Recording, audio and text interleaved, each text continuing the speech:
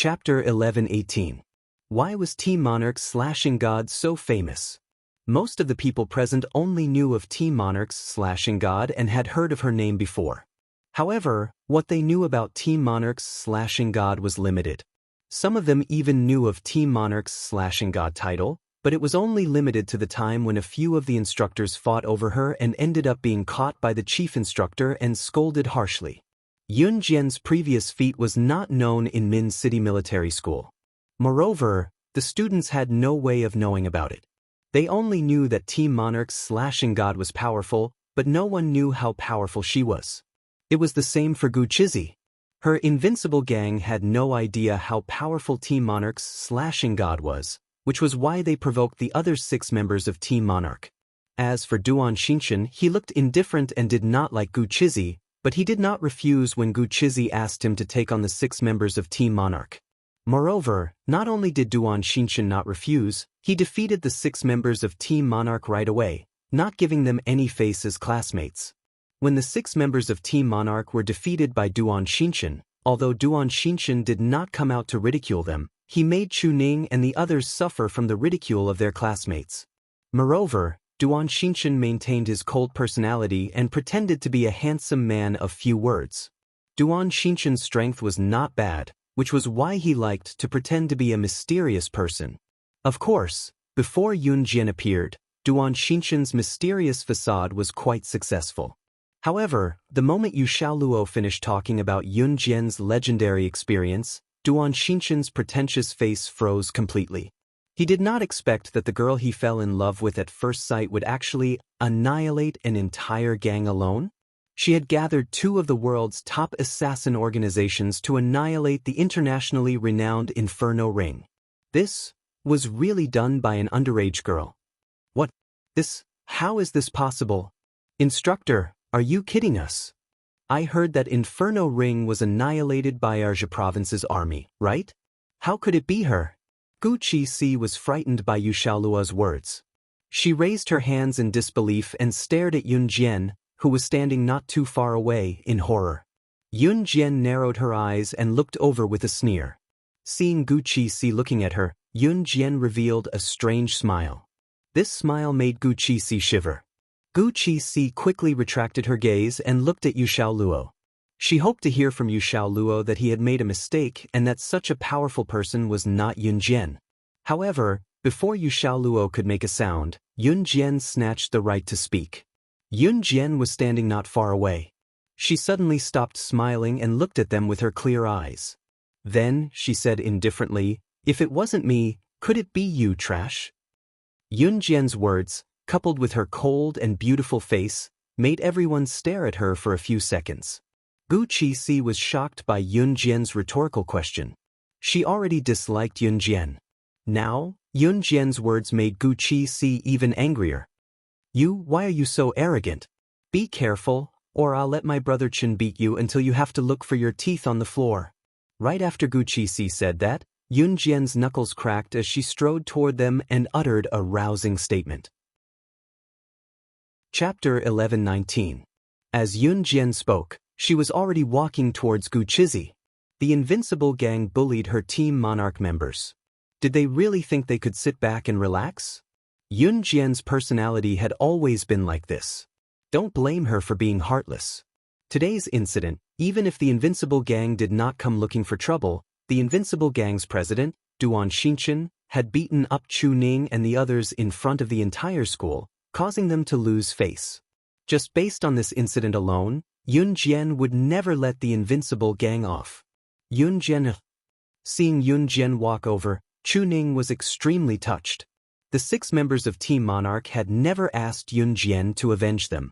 Even if they had a strong teammate like Yun Jian, after being beaten up by the invincible gang's Duan Xinchen and losing face in front of the entire school, Team Monarch's first instinct was to fight back.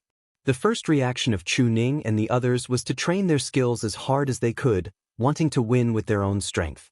Of course, this was different from Yun Jian taking the initiative to avenge Chu Ning and the others.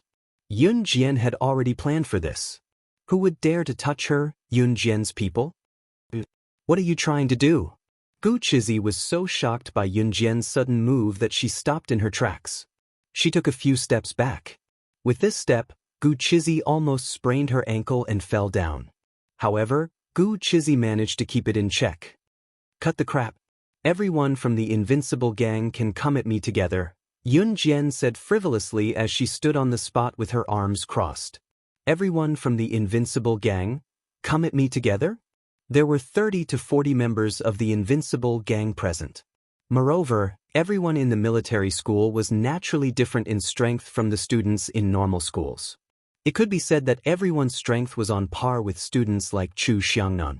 And Yunjian wanted to take on 30 to 40 people alone? Was she crazy? What? You want everyone from the Invincible Gang to go against you alone? Great. Gu Qixi was still a little afraid of Yunjian just now. Now that she heard Yunjian's words, she almost clapped her hands and cheered. Gu Qixi originally thought that Yunjian wanted to have a one-on-one battle with the Invincible Gang. However, they did not expect Yunjian to be so fierce. She wanted to take on 30 to 40 members of the Invincible Gang alone. Most importantly, they had the strongest Big Brother Chen on their side. Even if she, Yunjian, was made of steel, she would still lose to 30 to 40 of them. Gu Qixi was just about to direct everyone from the Invincible Gang to fight Yunjian when Duan Xinshan pressed her shoulder down. Duan Xinshan pressed his hand on Gu Qizi's shoulder and stared at her perfect face, mesmerized, before telling Gu Qizi, she's just a girl. It's not good for our Invincible Gang to bully her with numbers. Duan Xinshan's words made Gu Qixi's face darken immediately. Brother Chen, you're actually defending her. Gu Qixi shouted angrily. Seeing the actions of the few people present, the instructors did not stop them. Instead, they stood aside and watched the show. If it had been any other time, the instructors would have stepped forward to stop the students from fighting one-on-one in front of them. However, today the main character was Yunjian, and they did not say a word. You're not going to make a move, are you? Yunjian stood where she was with a nonchalant smirk. After laughing, she suddenly stopped smiling. In the next second, everyone saw her figure flash. It really only took a few seconds. Duan Xinshan stood in his original spot and chased after Yunjian's figure. By the time he saw Yunjian's figure with his naked eye, he felt Yunjian's foot land on his abdomen. With a bang, Duan Xinshan was kicked to the ground. Yunjian, who had retracted her leg in time, sneered. Pretending to be a man who won't attack a woman? I'm sorry, but even if you don't fight, you won't be able to change your fate of being kicked out of the canteen today. Chapter 11:20. Yunjian's words had exposed Duan Xinshan's actions and caused the members of the Invincible sect to panic. However, no one present was paying attention to Yunjian's words. When the instructors saw the scene just now, they all straightened their bodies. Oh my God! Someone had seen Yunjian kick Duan Xinshan away in a matter of seconds. He was so shocked that he was in a state of infinite fear. Gu Qixi had seen her most admired and adored brother Chen get kicked away by Yunjian. Her entire body tensed up and her hands clenched into fists, as if she had seen something extremely terrifying. At that moment, everyone was not shocked by Yunjian's action of kicking Duan Xinshan away. The people present were all people with strength. Usually there would be fights. Moreover, most of the people present would be able to kick someone to the ground. This wasn't a difficult move. The reason why the people present were shocked, terrified, and frightened was that their eyes were wide open in fear and shock. It was because of Yunjian's speed. The distance between Yunjian's position and Duan Xinshan's position was at least a dozen meters. The time it took for Yunjian to charge over and kick Duan Xinshan away was definitely not more than 3 seconds. Her speed was so fast that the naked eye could not capture it. Duan Xinshan, who had defeated Chu Ning and the other 6 members of Team Monarch single-handedly, did not even realize that Yunjian was standing right in front of him before he was sent flying with a kick. A person, or rather, a powerful person, wanted to be powerful. She wanted to be more powerful than others. What was the most important thing? For example, when a powerful person faced off against another powerful person, for example, a sharpshooter faced off against another sharpshooter. Both of them were heroes among men, elites among the strong, kings among the elites. Who was more powerful? Without a doubt, when a powerful person faced off against another powerful person, speed was the only thing that mattered. Speed was the only thing that mattered who was more powerful. For example, if two sharpshooters were to fight, even if the sharpshooter was 0.1 seconds faster than the other, it would be the key to victory for the sharpshooter, or even killing the other in one move. Yun Jian's strength might not be much greater than Duan Qinshan's. In fact, internationally, there were many people who were stronger than Yun Jian. But why was Yun Jian more powerful than them? She was only competing in speed, accuracy, ruthlessness, disability. Speed was speed. The speed that she displayed earlier was so fast that the naked eye could not capture it. It was also because of this frightening speed that Duan Qinshan could not even see Yun Jian's position. Naturally, he was no match for her. However, Duan Qinshan was a powerhouse who had defeated all 6 members of Team Monarch. Even Duan Qinshan had used all of his strength's full strength when he defeated. But what about Yun's of Yun Jian's of Yun? With this incredible speeds a kick seconds. Oh my god! Just as everyone was in a daze, one of the instructors shouted in shock. Everyone was attracted by the instructor's voice and turned to look at the instructors. The instructors, led by Yu Xiaoluo, had the same expression on their faces. Their mouths were wide open in an O shape as they watched the scene unfold before them in disbelief. Even the instructors were shocked to this extent. Everyone was even more shocked when they saw that. At that moment, Instructor Yu Xiaoluo's voice was heard again. Oh my god! This is the first time I've learned that a human's speed can reach such a level. Hearing the instructor's words, the students present were even more terrified and each of them took a deep breath. Chapter 11:21. There was a reason why the instructors did not intervene when they saw Yun Jian challenge the invincible gang. After all, Yun Jian had made a name for herself and the instructors had gotten into a fight not too long ago to fight for her. Even the chief instructor had to step in to stop them before they were willing to let it go. However, the instructors had not seen Yun Jian except for Yu Xiaoluo. When they saw Yun Jian earlier, they had some suspicions in their hearts. It had to be said that Yun Jian's looks, coupled with her identity, were really hard to believe. That was why the instructors did not intervene just now. In fact, part of the reason was that they wanted to see how strong Yun Jian really was. However, reality proved that whether it was Yun Jian's strength or her methods, they were not disappointed. Not only were they not disappointed, but at this very moment, the few instructors present were completely shocked. Was she really just a teenage girl? That heaven-defying speed just now was too shocking, right? After Yun Jian retracted her leg, she did not look at Duan Qinshan immediately. Instead, she turned slightly to the side and glanced at the instructors behind her from the corner of her eyes. She pursed her lips slightly. Instructors, are you satisfied? Everyone thought that after Yun Jian attacked Duan Qinshan, she would continue to attack him or ask him to stand up and continue to fight. However, no one expected Yun Jian to turn to the instructors behind her and say what she had just said. Everyone present was bewildered. However, the instructors trembled violently and straightened their backs immediately. Several drill masters exchanged glances without leaving a trace. They were even more horrified and stunned.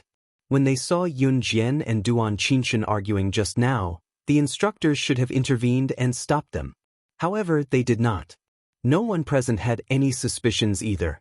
The instructors had thought that they wanted to see Yun Jian's skills and that no one present would know the reason. However, they had miscalculated. Yun Jian was not only skilled, but the instructors also did not expect that her observation skills were equally shocking. When Yun Jian suddenly asked, a tall, thin, and handsome instructor who had been tanned by the sun paused. Then he pursed his lips and replied, very strong. As soon as the instructor finished speaking, Yu Xiaoluo stepped forward to clear his name. Cough, cough, cough. Fighting is not allowed in school. Yun Jian was just joking with you. Let's stop here. If the instructors did not step up to stop the fight now that Yun Jian had called their names out of the blue, the students would realize that they had not stepped up to stop the fight at the first instance. Moreover, Yu Xiaoluo and the other instructors were obviously biased towards Yun Jian. After hearing Yu Xiaoluo's words, the instructors from the invincible gang did not dare to move. Instructor, how is that a joke? My brother Chen is about to vomit blood from the kick. Gu Chizi was unconvinced. She pulled up Duan Qinshan, who had been kicked to the ground and was about to vomit blood, and said indignantly, "Then what do you want?" Yu Xiaoluo glared at Gu Chizi with a headache. "I want her to apologize to us." Gu Chizi could not remember how her good brother Chen had humiliated the 6 members of Team Monarch. Forget about an apology, Duan Qinshan did not even apologize to Chu Ning and the others. At this moment, Gu Chizi pointed her finger at Yun Jian. She was very confident that Yun Jian would be forced by the instructors to apologize to them. However, just as Gu Chizi spoke, Yun Jian's cold voice rang out. "Apologize? Sure." As she spoke, Yun Jian was already walking over. Chapter 11:22. As she watched Yun Jian walk toward her and say, "Sure, apologize," Gu Chizi's smile became even more obvious. Indeed, under the gaze of the instructors, even Yun Jian did not dare to be presumptuous. Wasn't she still walking toward her obediently and apologizing to them? The main thing is to apologize to my big brother Chen. You took advantage of the situation just now. If you hadn't taken advantage of the situation, my big brother Chen wouldn't have lost to you. When Gu Chizi saw Yun Jian walking toward her, she thought that Yun Jian's apology to the invincible gang was inevitable. Thus, she even reminded Yun Jian to apologize to her big brother Chen. It was important that Yun Jian apologize to her big brother Chen. That was not all. Gu Chizi was someone who would take advantage of others. Not only did she want Yun Jian to apologize, but she also wanted to use this opportunity to tell everyone present. It was not that her invincible gang's Duan Qinshan was weaker than Yun Jian, but that Yun Jian had taken advantage of the situation and launched a sneak attack. That was how she won. At this moment, Yun Jian was standing less than half a meter in front of Gu Chizi. At the thought that Yun Jian was about to apologize to her, Gu Chizi smiled. Seeing that Yun Jian did not speak, she waited for a while and then urged her, "Hurry up and apologize." "Hurry up and apologize, you." Before Gu Chizi could finish speaking, Yun Jian's voice rang out. "Taking advantage of the situation? Are you referring to that?" Just as she said this, Yun Jian reached out her right hand and raised it slightly. In the next second, she threw her right hand out and slapped Gu Chizi's face. This slap, along with Yun Jian's words, caused Gu Chizi to fall to the ground. Her face burned from the slap. Gu Chizi did not react for a long time. Yun Jian walked over and grabbed Gu Chizi's long hair with an expressionless face. She pulled Gu Chizi's hair and pulled her face close to herself. Then, Yun Jian smiled coldly. "How dare you hit me, instructor?" Yun Jian flung Gu Chizi away violently. Then, he dragged his scalp close to Yun Jian's head. She had just been overwhelmed by the pain and wanted to curse Yun Jian viciously when she saw Yun Jian's murderous eyes. Gu Chizi was frightened and hurriedly asked the instructor for help. However, just as Gu Chizi's cry for help sounded, Yun Jian raised her hand and gave Gu Chizi another slap. She stopped Gu Chizi from calling for help from the instructors. Everyone present was stunned by Yun Jian's ruthless skills. Even the instructors in the distance felt a chill run down their spines. Yun Jian gave Gu Chizi a second slap. Just as she was about to give Gu Chizi a third slap, Duan Qinshan's male voice sounded from the side. "Chizi is my sister. Give me some face. Don't hit her." Duan Qinshan looked at Yun Jian in a daze. Her sweet and pleasant face was mesmerizing. There were always people in this world who felt that they were some powerful figure. They felt that as long as they showed up, the other party would definitely give them some face. Hearing Duan Qinshan's voice, Yun Jian was already giving him face by not laughing out loud. Yun Jian loosened her grip, letting go of Gu Chizi's hand. Duan Qinshan thought that Yun Jian was giving him some face, so she let go of Gu Chizi's hand. He was elated. As expected, she must be interested in me. Just as Duan Qinshan thought of that, Yun Jian had already let go of Gu Chizi's hand and stood up. She glanced sideways at Duan Qinshan. At that moment, The murderous intent of a special agent was on full display. She looked at Duan Qinshan with her sharp eyes and curled her lips coldly. I heard that you used martial arts to defeat the 6 members of Team Monarch. At this point, Yun Jian smiled mockingly at Duan Qinshan and continued, then today, I'll use martial arts to send you to your grave. Yun Jian knows martial arts too.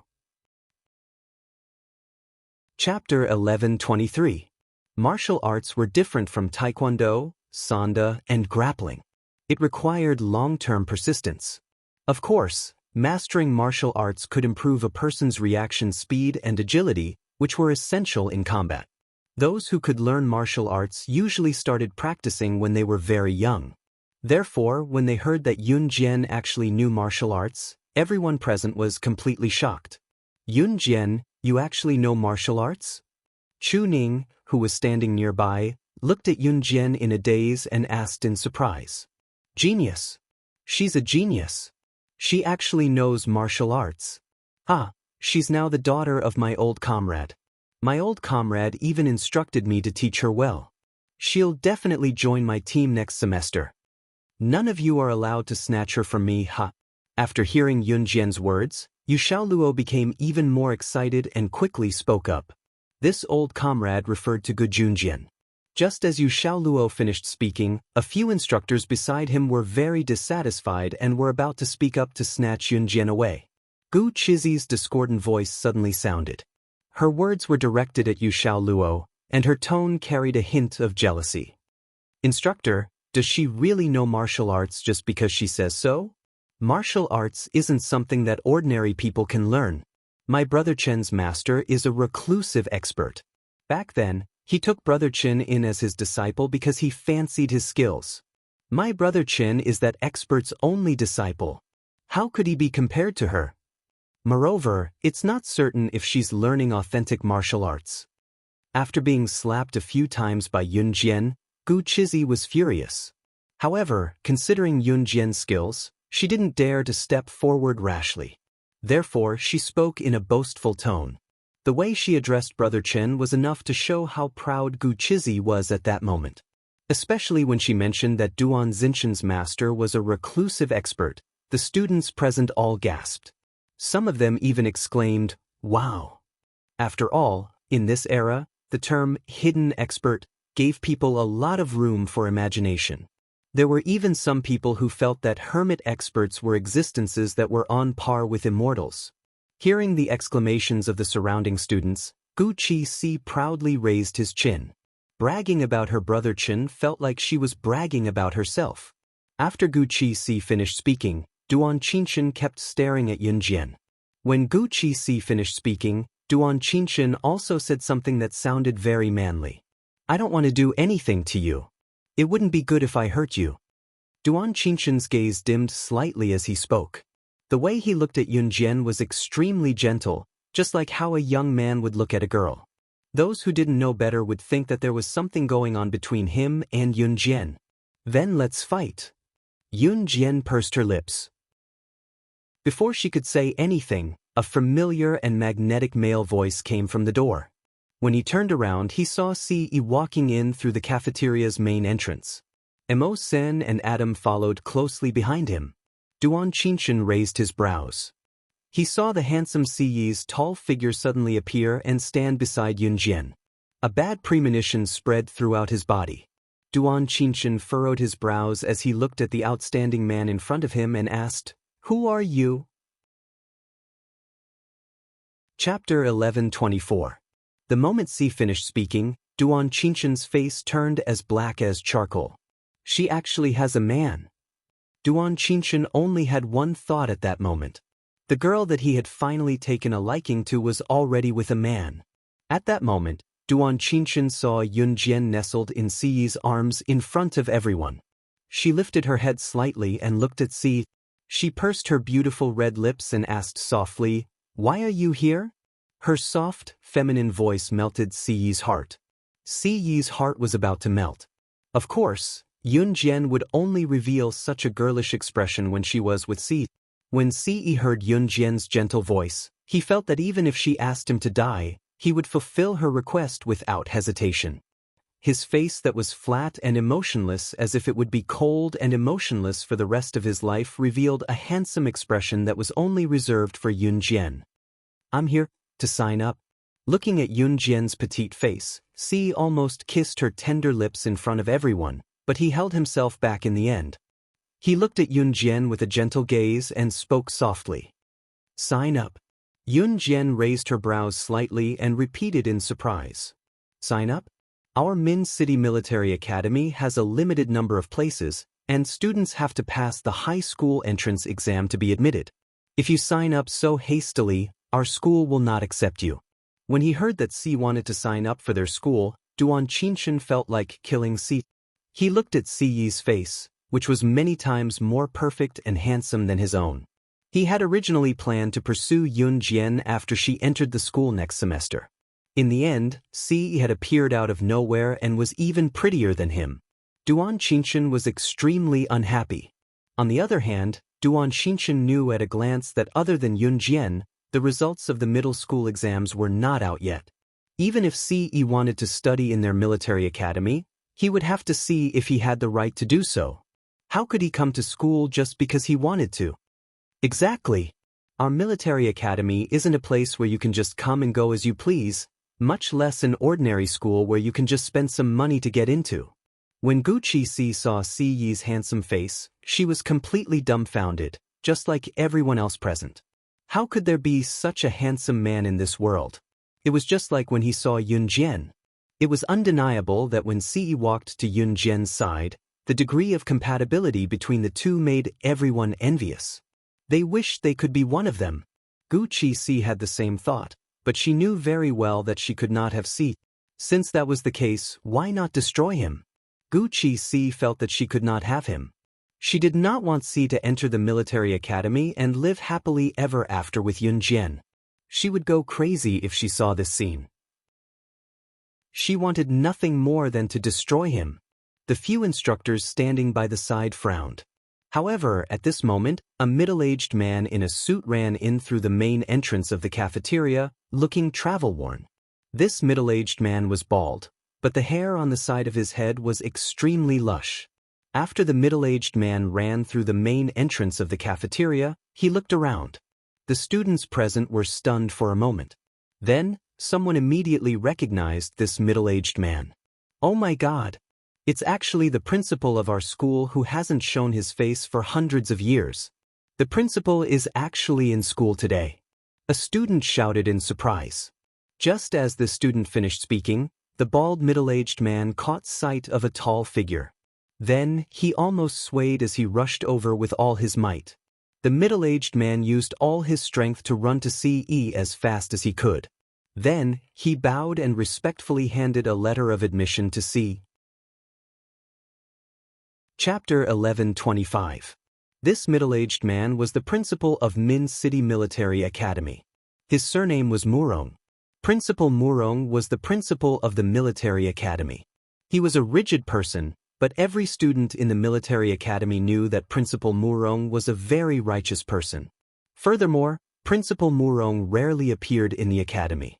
Even if he did, he would only show his face. Even if he bumped into his classmates on the roadside and they greeted him with a greeting, Principal Murong would nod at them, but he would not smile. He had always been an experienced and steady person. But now, their military academy's famous rigid Principal Murong was actually acting as though he was meeting his superior. He was even more respectful towards Si than when he met the country's leaders. It was as though he was deliberately trying to flatter him. Min City Military Academy was a famous school with a long history. The principal of Min City had always held considerable authority. In other words, even if the provincial leaders came down, Principal Murong would not need to flatter them. This was because Principal Murong's status was different from that of ordinary high schools. But now, he was actually being so respectful towards a young man in his 20s. This scene was extremely horrifying in the eyes of everyone who saw it. Especially Duan Qinshan and Gu Chizi. What they had said to Si just now could be said to be absolute. They had used an absolute tone to tell Si that a person like him had no right to study in their military academy. But Principal Murong's appearance now was like a tight slap to Duan Qinshan and Gu Chizi's faces. Duan Qinshan and Gu Chizi's faces instantly turned pale. At this moment, they were so ashamed that they could not find a place to hide themselves. Facing Duan Qinshan and Gu Chizi's embarrassment, Si, who was hugging Yunjian's slender waist, only reached out a hand and waved it gently. Emosen, who was behind him, understood. He stepped forward and reached out his hand to Principal Murong on behalf of Si. "Give it to me." When Principal Murong heard this, he happily handed the admission notice to Emosen personally. Then he smiled and looked kindly at Si. "Have you eaten? Do you want me to swipe your card?" Headmaster Murong said as he quickly lowered his head and took out a meal card from his pocket. "In school, you can't get food without a meal card." "No need." Ce was a man of few words when dealing with outsiders. His eyes were fixed on Yun Jian, who was in his arms. As long as he saw his Xiao Jian, all his unhappiness was nonsense. After rejecting Principal Murong, Ce suddenly thought that his Yun Jian might not have eaten yet, so he looked down at her and asked softly with a gentleness that was completely different from when he was treating an outsider, "Are you hungry?" "I've already eaten," Yun Jian said as she pointed at the boxed lunch she was eating not far away. "You're not done yet?" Ce looked in the direction that Yun Jian was pointing and frowned slightly. "Let's eat first." "You can't be hungry, it'll affect your health," Ce said as he tugged Yun Jian's hand and led her there. Si Yi's aura had intimidated everyone just now, so no one dared to move. They could only watch as Si Yi tugged Yun Jian's hand and led her there. They were halfway there when Duan Qinshan's voice came from behind them again. Chapter 11:26. Seeing Si Yi groping Yun Jian and even holding Yun Jian's hand as they walked to the dining table like a couple, Duan Qinshan could not take it anymore. Duan Qinshan had always known that he was outstanding and worked harder than others when he was young. When he grew up, he even became the representative of other people's children. Some time ago, he even took on the 6 members of Team Monarch and was later given the title of Young God of War. All of this made him very confident and he looked at the people around him in a higher light. Duan Qinshan's standard for choosing a partner was that ordinary girls were not good enough for him. However, ever since he saw Yun Jian, Duan Qinshan felt that his spring had arrived and it was time for him to fall in love. Duan Qinshan felt that he had fallen in love with Yun Jian at first sight. Especially when Yun Jian stood in the crowd as if she was the king of the world. Duan Qinshan felt his heart roaring and boiling. Only a girl like her was good enough for someone as outstanding as him. However, Duan Qinshan did not expect that Yun Jian already had a man. Therefore, at that moment, Duan Qinshan only had one thought and that was to get Ce out of his sight. He did not even consider why Principal Murong was so respectful to Ce. Just as Duan Qinshan finished speaking, everyone present looked over as if they were about to watch a good show. Principal Murong was originally respectful to Ce, but when he heard Duan Qinshan speak to Ce in such a tone, he was so scared that he trembled. "Shut up! Shut up! Shut up!" Principal Murong's face froze when he heard Duan Qinshan provoking Ce. He immediately yelled at Duan Qinshan. "This big shot is not someone you can provoke as you please." Principal Murong yelled at Duan Qinshan. Duan Qinshan was even more indignant after being yelled at by the principal. "I accept." Just as Principal Murong was about to burst into tears from Duan Qinshan's idiocy, Si Yi's deep and forceful voice rang with a hint of sharpness in his tone. "The big shot actually agreed?" Principal Murong nearly broke out in a cold sweat. Si looked down at Yun Jian with a smirk as he lowered his tall body to Yun Jian's ear. "Xiao Jian, what do you want him to do if he loses?" Si then continued, "Break his arm? Break his leg? Or break his head?" Despite the gory words coming from Si's mouth, they sounded so serious. Everyone who heard this felt their hair stand on end. He could actually say such words in such a relaxed manner. Duan Qinshan could not help shuddering. If he loses, he'll get out of the school. Yun Jian narrowed her eyes. Duan Qinshan took a deep breath. Compared to Si Yi's ruthlessness, Yun Jian was much gentler. Yun Jian had told him to scram, but compared to what Si had said, Yun Jian did not break his limbs. Could it be that she was reluctant? Duan Qinshan could not help thinking that she must be interested in him as well. After all, a guy like C was probably just a pretty boy despite his flawless looks. Duan Qinshan, on the other hand, was a pretty boy whose strength and looks were on par. Just as Duan Qinshan thought about it, Yun Jian spoke again. Because I don't want to see disgusting things hovering in front of me when I enroll. Yun Jian paused before continuing, or if he loses, I'll break all his meridians so that he can't practice martial arts for the rest of his life. Chapter 11:27. Duan Qinshan's last bit of hope was shattered when he heard Yun Jian's words. Was he really that unbearable in her eyes? Whatever Xiao Jian says. Ce caressed Yun Jian's head softly. Yun Jian's hair was tied up in a high ponytail, looking spirited from both afar and close up. Usually, there were many girls in school who liked to wear their hair down. However, many schools had rules that forbade girls from wearing their hair down and had to tie it up in ponytails. Many girls did not know that a girl's true beauty came from her heart. Just like this high ponytail, it gave off a domineering and spirited vibe. Yun Jian liked to tie her hair up in such a high ponytail as well. The hairstyle suited her as well. Although she didn't look as feminine as some girls, she vividly reflected her unique beauty, which was something that no other girl could compare to.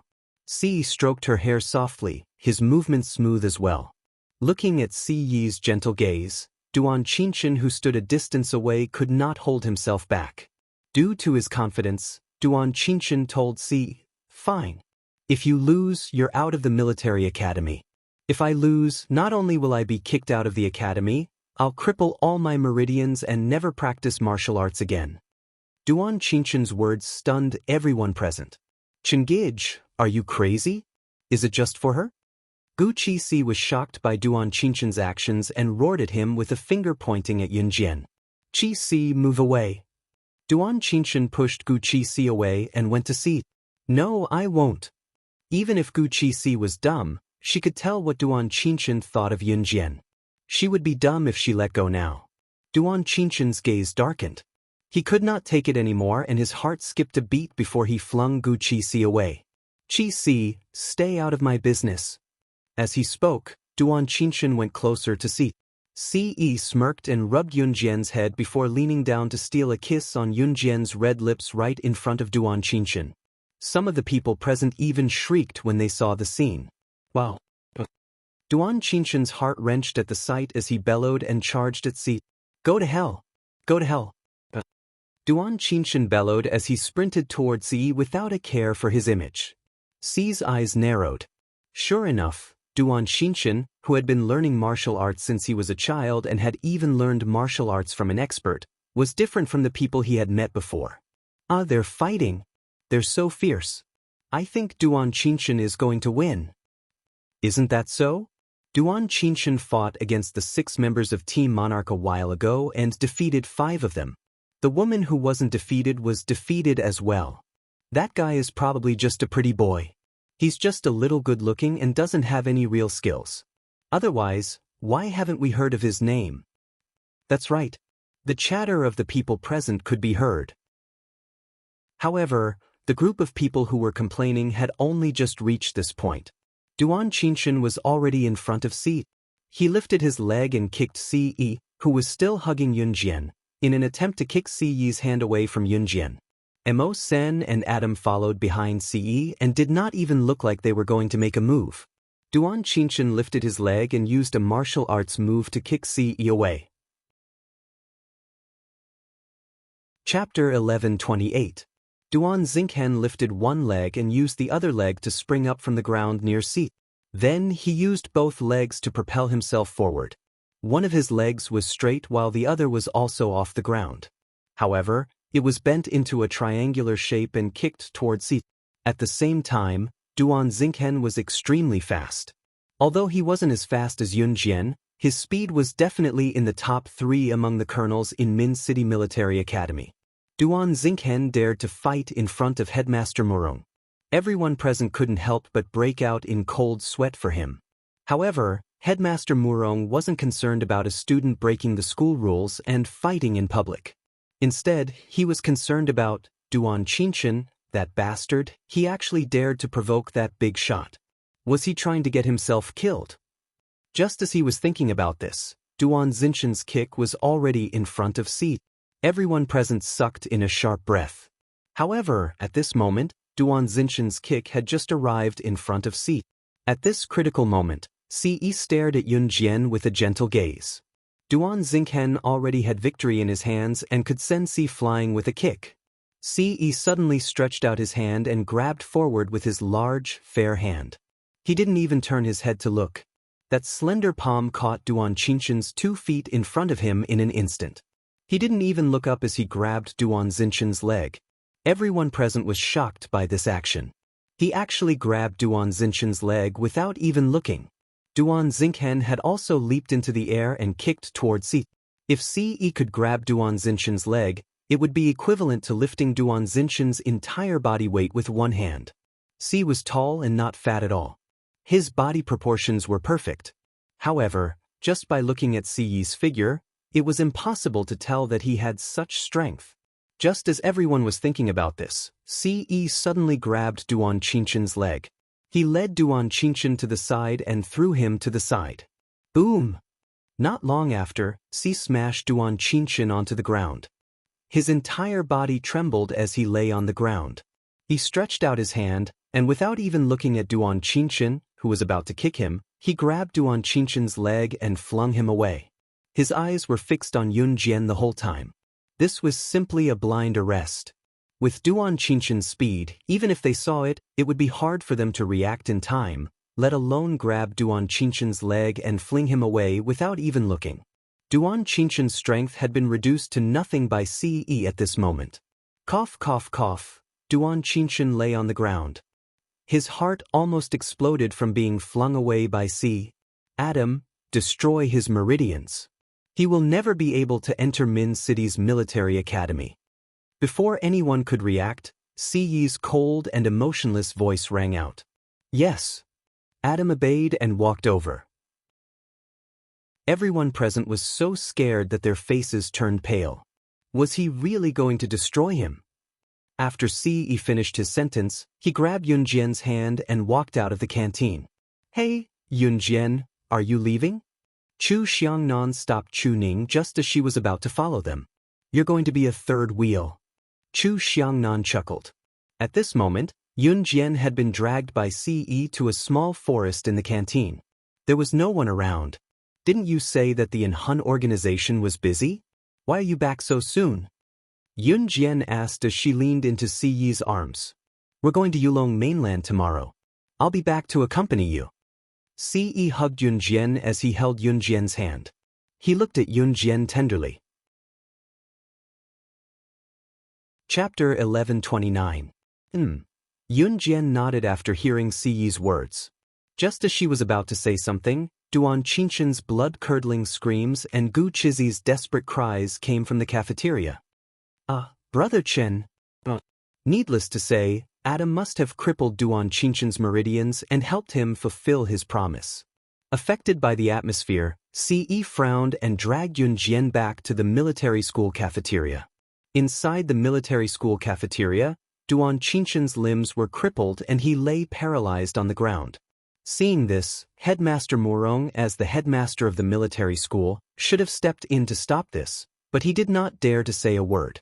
It was Duan Qinshan's fault for messing with that big shot for no reason. Headmaster Murong did not dare to intervene at all. The instructors stood rooted to the ground and gulped. They saw Si pulling Yun Jian into the cafeteria. Yun Jian. Chu Ning shouted the moment she saw Yun Jian. Yun Jian had already returned to her original spot. Duan Qinshan's meridians were crippled in public and he was already unconscious, but Gu Chizi was still crying. You reap what you sow. Chu Ning said angrily as she glanced at the other side.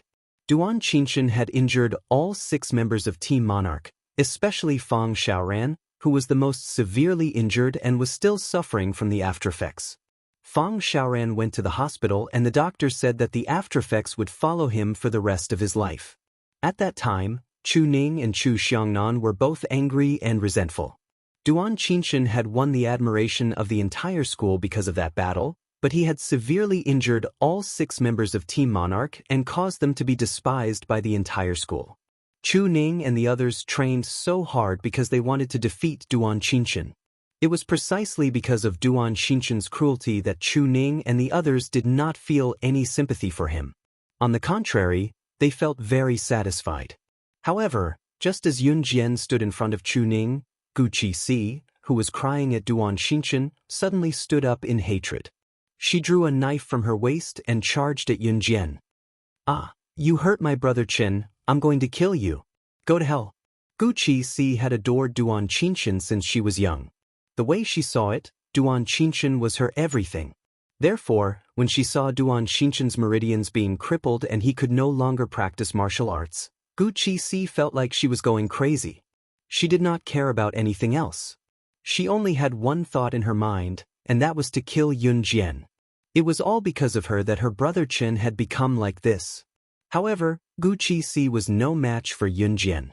The second before Gu Qixi stabbed her knife at Yun Jian kicked Gu Qixi away. At the same time, the knife in Gu Qixi's hand fell to the ground with a crisp sound. It was also at this moment that Yun Jian's cold voice rang out. It was enough to reach everyone's heart. "Here I keep my word. Since you dared to make a bet, you have to fulfill your promise." Yun Jian's words were directed at Gu Qixi. It was not her or Ce who ruined Duan Xinshan, but Duan Xinshan who ruined himself. Since you don't have the ability, why put on a brave front? Since you put on a brave front, you have to pay for your actions. With that, Yun Jian paused. At that moment, Yun Jian was standing in front of the 6 members of Team Monarch. She looked up and a glint flashed across her eyes. She paused for 2 seconds before continuing to say something that made everyone's blood boil. "Team Monarch is under my protection. If anyone dares to challenge my authority in the future, they'll be my enemy." Chapter 1130. Team Monarch. She was in charge. Anyone who disobeyed would end up like Duan Xinshan from Invincible Gang. Yun Jian's words, coupled with her uncanny display of skill just now, made her look even more intimidating. Especially the man standing beside her who even the principal obeyed. Everyone present shuddered violently. "Our Yun Jian is amazing," Chu Ning said proudly as the surrounding students looked at the scene in front of them with fear in their eyes. The aftermath of the incident was left to Adam and Immerse to handle. Adam and Immerse dealt with this matter very quickly. As for Duan Xinshan, not only was his meridians crippled, he was also expelled from the military academy. To Duan Xinshan, this was definitely an unbearable blow. As for Gu Qixi, she must have left with Duan Xinshan after he left the military academy. After all, Gu Qixi had entered the military academy with Duan Xinshan. Without their leader and vice-leader, the Invincible Gang was naturally disbanded. Of course, all these happened later. Yun Jian had already returned to Longmen City with Ce. Yun Jian had planned to stay the night here and return to Longmen City before heading to Yulong mainland with Lan Su the next day. It was just that she changed her plan at the last minute when Ce came. Chu Ning and her friends had successfully applied for leave from Headmaster Murong in the afternoon to accompany Yun Jian around Min City. Chu Ning and her friends did not have classes in the evening, but after applying to the headmaster, Headmaster Murong agreed to their request for leave in the afternoon, at once knowing that Yun Jian was close to them. They would depart for Yulong mainland early the next morning, but before that, Yun Jian had something to do. Yulong mainland was an unknown world to Yun Jian and Ce. They did not even know when they could return from this trip. With this in mind, Yun Jian planned to make a trip back to Rongyao Company first. Ce, on the other hand, planned to make a trip back to Enhun Group. Yun Jian planned to go to Rongyao Company the next day. The only thing Yun Jian could not let go of now was Rongyao Company. Rongyao Company was managed by a luring witch, but Yun Jian knew that Hagi Company's chairman, who was also Mayor's father, had been eyeing Rongyao Company for a long time now. She did not know when she would be back after leaving this time, so Yun Jian had to make a trip to Rongyao Company. Ce, on the other hand, drove off after sending Yun Jian home. He planned to rush back to Enhun Group overnight and set. He would meet Yun Jian directly when they discovered the ancient tomb, which was also the entrance of Yulong mainland. After sending Ce off, Yun Jian went to Qing Yu's suite first. After making some arrangements with her, she went to Lan Su's house. Lan Su had moved out since Qin Yuru's wedding. She rented a small suite. Although it was not as big as Qin Yu's big suite, it was cozy and cozy. Yun Jian had the key to Lan Su's house. She opened the door when she arrived at Lan Su's house. At this moment, Lan Su was squatting on the ground and packing her luggage. She was wearing a pair of loose jeans with large long sleeves. It could be said that her perfect body was completely covered. Lan Su was from Yulong mainland. It was Yulong mainland's custom to dress conservatively. Lan Su shouted happily when she saw Yun Jian, "Yun Jian!" She then waved at Yun Jian. Yun Jian did not close the door when she saw that. Instead, she walked over with a smile. Yun Jian looked, "I plan to bring these treasures back to the witch tribe. My tribesmen must have never seen these things in their lives." Lan Su said excitedly as she held the pots and pans in her hands. A familiar male voice came from the door. "Lan Su, are you planning to forgive me now that you've opened the door? Then let's go get that marriage certificate tomorrow." Chapter 1131. It wasn't the first time that Adam had come to Lan Su's place to beg for forgiveness. However, Lan Su had closed the door and refused to see anyone. Of course, Adam could easily enter the house through other methods, but he didn't. He felt that if he did that, Lan Su would be even more disgusted with him. However, Adam had been coming to Lan Su's house every day to beg for forgiveness. When he came over today, he saw that Lan Su's front door was wide open. He thought that Lan Su had forgiven him, but he didn't expect that the young mistress was here. "Young mistress, so you're here." Adam paused for a moment, then walked in from outside the house. Although that was what he said, Adam was actually thinking in his heart, "Young mistress, you came at such a bad time." Yun Jian's lips curved slightly. She calmly replied, then turned to look at Lan Su. Looking at Lan Su, Yun Jian opened her mouth and said, "Prepare your things. We'll leave at 5:30 tomorrow." With that, Yun Jian used a thought-provoking gaze to sweep over Lan Su and Adam, then she turned around and left. "Hey Yun Jian, don't go." Seeing that Yun Jian had walked out of her house while Adam was still there, Lan Su shouted, wanting to chase after Yun Jian and pull her back. However, Lan Su was stopped by Adam. Lan Su could only watch as Yun Jian left. "I haven't seen you in a long time, woman. How can you be so heartless?" Adam grabbed Lan Su's wrist. He stared at Lan Su for 2 seconds. After a while, he suddenly pulled Lan Su into his arms and hugged her. Yun Jian had come over to inform Lan Su of the departure time. Now that she had said what she wanted to say, she retreated. The next day came as promised. Yun Jian had to leave Longmen City for a while and told Qin Yuru that she was going to visit Siyi's house, so she would only be back after some time. Hearing that Yun Jian was going to visit Siyi's house, Qin Yuru wanted to go with her no matter what. However, she was tricked by Yun Jian with a lie, so she did not tag along. Early in the morning, Qin Yuru made a few steamed buns for Yun Jian. Yun Jian and Lan Su had agreed to meet at East Bus Station. Once Yun Jian arrived, she saw 2 silhouettes standing not far away. It was none other than Lan Su and Adam. Adam was helping Lan Su carry her heavy luggage. She wondered what happened between the two of them after Yun Jian left yesterday. Lan Su's attitude toward Adam was no longer as hostile as before. "Yun Jian, this guy is pestering me. Can you chase him away for me?" Lan Su ran over when she saw Yun Jian. Her tone, however, did not sound as hostile toward Adam as her words suggested. "Young master asked me to protect young mistress. I won't leave." When Adam heard Lan Su's words, he was afraid that Yun Jian would help Lan Su and stop him from going with them, so he quickly stepped forward to speak up for his young master. Yun Jian watched their interaction with a small smile and got on the bus with her backpack. "Let's get on. The plane leaves at 6:30. We'll be late," Yun Jian said as she flipped her high ponytail over her shoulder and flung it behind her.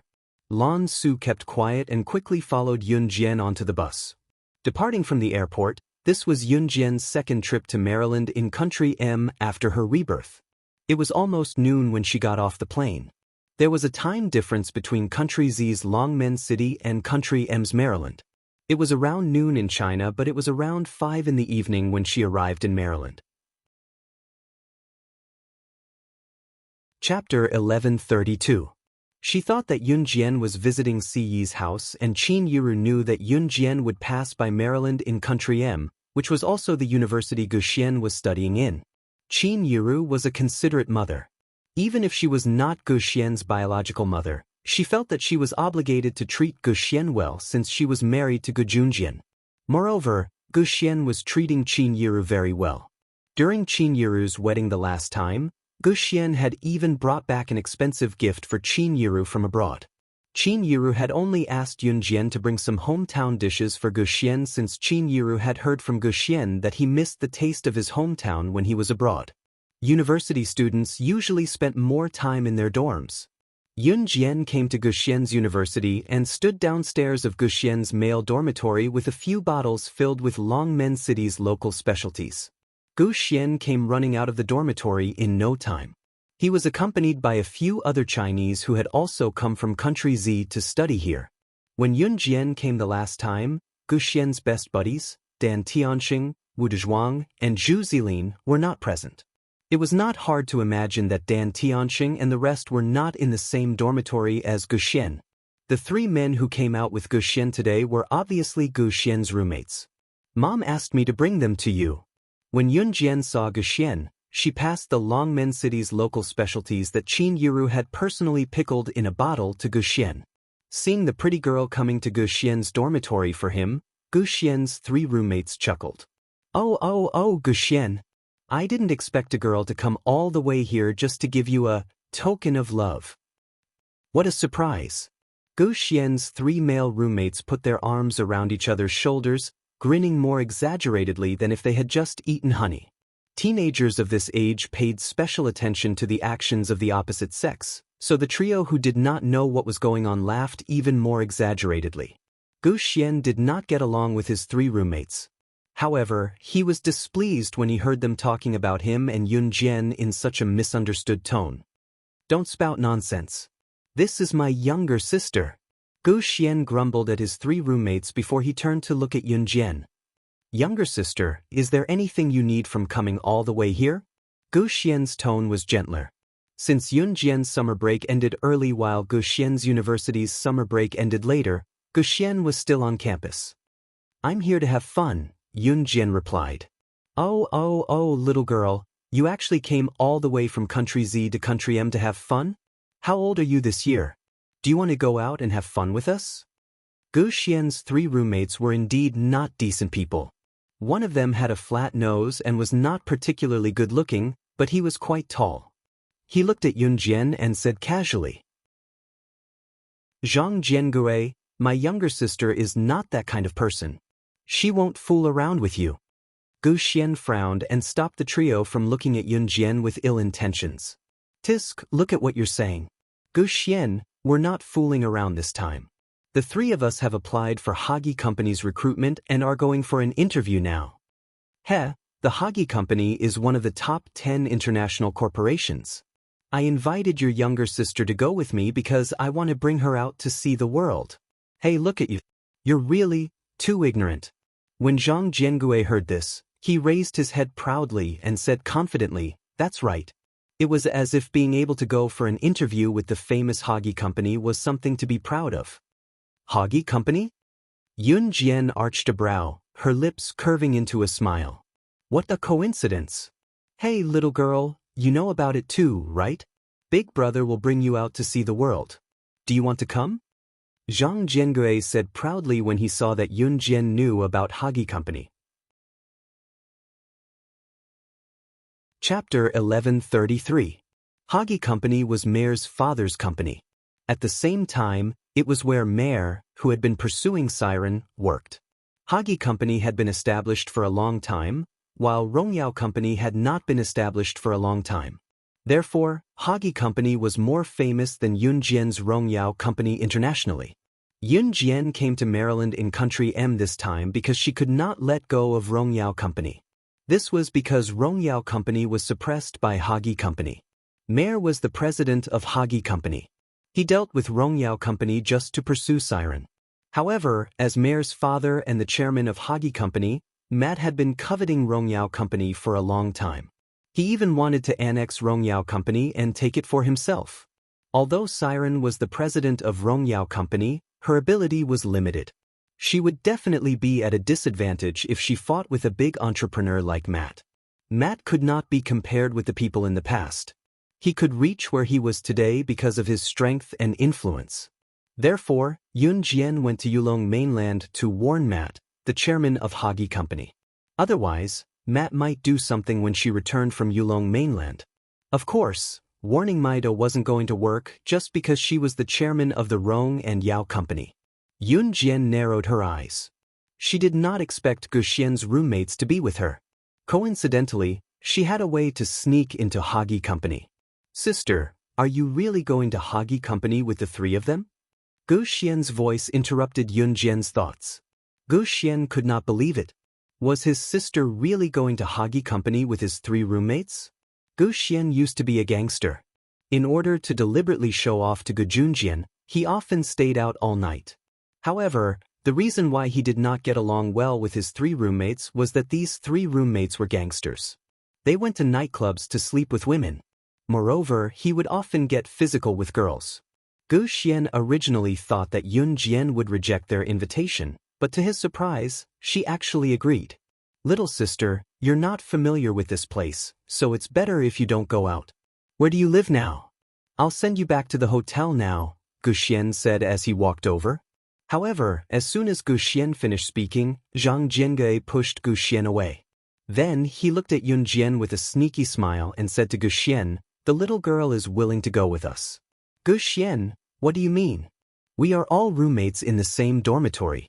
Do you not trust us or what? After Zhang Jiange said this, Gu Xian's frown deepened.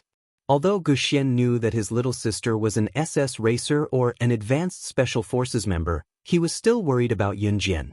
After all, in Gu Xian's eyes, Yun Jian was just a girl, even if her identity was shocking. Gu Xian glanced at Yun Jian. He knew that Yun Jian would definitely do what she said. Gu Xian paused, then said, I'll go too. Since Gu Xian wanted to go, Zhang Jiange and the other two naturally did not stop him. After putting the bottles of pickled vegetables back in the dormitory, the group of them headed to Hagi's company. The summer vacation was scorching hot. The sun was high up in the sky, and just walking on the streets was enough to make one sweat. Zhang Jiange was dying from the heat. He glanced at Yun Jian from the corner of his eye. Because he wanted to show off his abs, he had already taken off his shirt and hung it over his shoulder. Seeing that Yun Jian did not look at him, Zhang Jiange walked over and asked Yun Jian, little girl, it's so hot today. Do you want to have ice cream to quench your thirst? With that said, Zhang Jiange did not wait for Yun Jian to answer. As usual, he ordered his roommate, Gu Xian, to run errands for him. Gu Xian, go by me. Just as he said this, Zhang Jiange suddenly felt that it was embarrassing for him to order Yun Jian's brother to buy things for him in front of her. Thus, Zhang Jiange went to buy ice cream himself. Chapter 1134. Because I don't eat ice cream from strangers.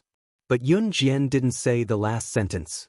Yun Jian can eat ice, and she has eaten a lot of snacks like ice cream. Hearing Yun Jian's words, Zhang Jinggui's hand that was about to reach out to Yun Jian obviously stopped. He just went to buy ice cream to flirt with Yun Jian. He didn't think about anything else at all. So when he heard Yun Jian's words, Zhang Jinggui's hand directly stopped. My sister doesn't eat these things, you can keep them for yourself.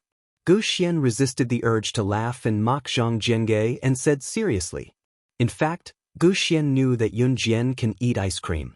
But when he thought about how Zhang Jinggui's three roommates usually ordered him around, and even knew that he came from a good family, they always asked him to treat them. Zhang Jinggui's three roommates didn't help him at all since school started, and they often ordered him to do this and that. Although Gu Xian didn't hear it, he was very unhappy.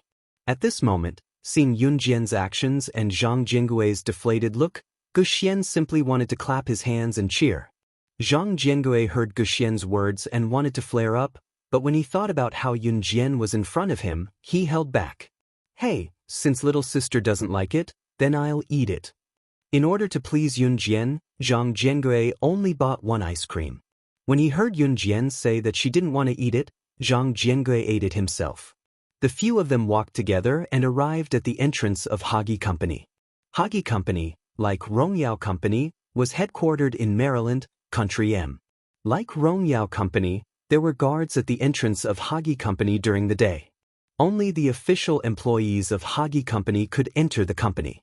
After arriving at the entrance of Hagi's company, Gu Xian paused for a moment, then said to Zhang Jiangui and the others, "My sister and I are at the entrance, you guys can go in." "Since we're already here, how can we not go in?" When Zhang Jiangui heard Gu Xian's words, he knew that Gu Xian thought that he couldn't bring them into Hagi's company. After all, a big company like this didn't allow outsiders to enter. "Hey, I know that such a big company doesn't allow outsiders to enter, but since I can bring you all here, I can't let you all wait for us at the door, right?" Zhang Jingui's words sounded as if he had something to do with Hagi Company and even represented Hagi Company. As soon as Zhang Jiangui finished speaking, Gu Xian's roommate, who was with Zhang Jiangui, followed up with a rather proud tone. "Gu Xian, don't you know who Jiangui is? His uncle works at Hagi Company. It's easy for him to bring you all into the company." His words were full of pride. It was as if Zhang Jingui's relative working at Hagi Company was a great thing. "So, can we go in?" After Zhang Jiangui and the others had bragged in front of her and Gu Xian, Yun Jian said faintly, "Hey, I'll ask my uncle to come out and pick us up." Zhang Jiangui made a phone call. After a while, a middle-aged man in a suit came out of Hagi Company and brought everyone into the company. "That's my uncle. My uncle is from Hagi's company." Zhang Jiangui wanted to show off his skills as soon as he stepped into the company, but he was interrupted by Zhang Jiangui. Just as he was about to brag, a tall figure appeared in front of everyone. At this moment, the tall figure was being escorted by a group of bodyguards. Isn't that Hagi Company's CEO, Meh?" Zhang Jiangui shouted. Then, he wanted to show off his knowledge in front of Yun Jian, so he deliberately coughed twice. After adjusting his state of mind, he continued, "This Hagi Company's CEO, Meh, is not a simple person." Seeing Meh pass by in the distance, Zhang Jiangui was just bragging to Yun Jian when Gu Xian's voice sounded. Chapter 1135. Hearing Gu Xian's words, Zhang Jiangui, who was about to boast, immediately shut his mouth. After being stunned, Zhang Jiangui said faintly, "What? That's the CEO of Hagi Company. He's the son of the chairman of Hagi Company and the future heir of Hagi Company. You said that he attended your parents' wedding a while ago? Don't be delusional. How could people like us meet such a big shot like him? You must have mistaken him for someone else." When Zhang Jiangui heard Gu Xian's words, he didn't take them seriously at all. He immediately sneered. Zhang Jiangui laughed, and the two roommates who were in cahoots with him also laughed. "Uncle, let's go to the interview place." After laughing, Zhang Jiangui led the way to the interview place. Hagi Company was one of the top 10 international corporations. Like Rongyao Company, it gathered elites and talents from all walks of life throughout the year. Therefore, there was an independent space that was specially decorated as an interview place. Outside of this independent space, there was also a waiting room before the interview. As soon as they walked into the waiting room, they were surrounded by young people waiting for the interview. At this time, they were all very anxious and were obviously worried about whether they could pass the interview smoothly. "Little girl, do you see it? This is the interview place of a big company. How is it? Amazing, right?" Zhang Jiangui continued to boast to Yun Jian in high spirits, but he was very anxious at this moment. Yun Jian narrowed her eyes. The waiting room before the interview was only separated from the corridor by a floor-to-ceiling glass window. From here, one could look through the glass window and see the closed door across the corridor. Are you curious? Do you know where that place is?" Seeing that Yun Jian ignored him and looked at the closed door across the corridor, Zhang Jiangui walked over and said. Yun Jian still ignored him. She naturally knew where that place was. From the moment she heard that Zhang Jiangue and his group were going to interview at Hagi Company, she already knew the structure of this place like the back of her hand. It could even be said that the reason she agreed to enter the company with Zhang Jiangue and his group today was because she knew that opposite the interview waiting room that's the meeting room for the leaders of Hagi Company. Zhang Jiangue continued to boast. Even if Yun Jian ignored him, he couldn't stop bragging. Do you know why the CEO of Hagi Company was here? Hey, they're having a meeting over there. It's said to be a very important board meeting. Oh? Does that mean the chairman of Hagi Company will also be here? Zhang Jiangue's roommate also exclaimed in surprise. That's right. After the board meeting, we might have a chance to see the chairman of Hagi Company. Zhang Jiangue gestured exaggeratedly. It felt like being able to see the CEO of Hagi Company was a blessing of several lifetimes. However, as soon as Zhang Jiangue's exaggerated boasting ended, he saw from the corner of his eye that Yun Jian had already stepped out of the door of the interview waiting room. She was almost standing at the door of the meeting room. Zhang Jiangue and his group were shocked. Then, with Zhang Jiangue taking the lead, he and his uncle rushed to the front and quickly ran up. Then, Zhang Jiangue looked at Yun Jian and said in a low voice. Chapter 1136. Zhang Jiangue and his uncle hurriedly ran in front of Yun Jian to stop her. Zhang Jiangue even lowered his voice and said to her. The reason he lowered his voice was because he was afraid that the Hagi Company board members in the meeting room would hear the noise outside and come out to chase them away. If that happened, Zhang Jiangue might not even be able to pass the interview. If they disturbed the board meeting, even Zhang Jiangue's uncle, who had already become an official employee of Hagi Company, would probably be fired. Compared to Zhang Jiangue and his uncle's exaggerated behavior, Guxian narrowed his eyes slightly and did not stop them. He knew that his sister was not an ordinary person. This was obvious when she admitted that she was the racer and knew the witch, the chairman of Rongyao Company. The witch, the chairman of Rongyao Company, who was famous for her racing, actually stopped racing for a few years because of Yun Jian and SS. This was the legendary friendship. For a person to do this for another person, it was definitely not something that could be done between strangers. Therefore, Guxian thought that his sister was definitely not an ordinary person. Therefore, he did not stop them and just stood aside and watched. Seeing Zhang Jiangue and his uncle standing in front of her, Yun Jian frowned slightly in annoyance. Then she raised her eyebrows and said, "I can't go in?" After hearing Yun Jian's words, Zhang Jiangue almost shouted at Yun Jian. However, because Yun Jian was beautiful and he wanted to pursue her, he suppressed the urge to beat Yun Jian up. Of course you can't go in. The people sitting here are all the leaders of Hagi Company. And today's board meeting is personally supported by the chairman of Hagi Company. If you go in, you'll be screwed. Zhang Jiangue suppressed his anger and said to Yun Jian. Just as he said this, he was interrupted by Yun Jian. Matt is also in there? Zhang Jiangue was stunned when he heard the name. Then he immediately realized that Matt was the name of the chairman of Hagi Company. Of course, it's a board meeting today, and it's being presided over by the chairman himself. Zhang Jiangue paused for a moment before continuing. That's it. However, they heard Yun Jian's red lips curl up. Her slightly raised lips, coupled with her exquisite face, made Zhang Jiangue and the group of men mesmerized. For a moment, they couldn't react. Yun Jian turned her body slightly and bypassed Zhang Jiangue and his uncle who were blocking her way. She reached out her hand and gently placed it on the door handle. Then, she grabbed the door handle and pulled it down. The door creaked, but it didn't open. It was obvious that someone had locked the door. Zhang Jiangue and his uncle were mesmerized by Yun Jian's smile just now. Now that they suddenly saw Yun Jian actually opening the door, the two of them were almost scared out of their wits. However, when they saw Yun Jian open the door, it didn't open because it was locked from the inside. Zhang Jiangue and his uncle heaved a huge sigh of relief. When they came back to their senses, Zhang Jiangue said proudly, "Little girl, this board meeting isn't somewhere you and I can enter. There are many bodyguards inside, and the soundproofing of this room is quite amazing." More importantly, when the board meeting is held, the meeting room will definitely be locked because outsiders can't enter and interfere. Zhang Jiangui just said that he was a member of Hagi Company and spoke to Yun Jian in the noble and flaunting tone of Hagi Company. However, he saw Yun Jian take out a small iron wire from her trouser pocket and insert it into the keyhole of the meeting room door. With a click, the door's lock was opened.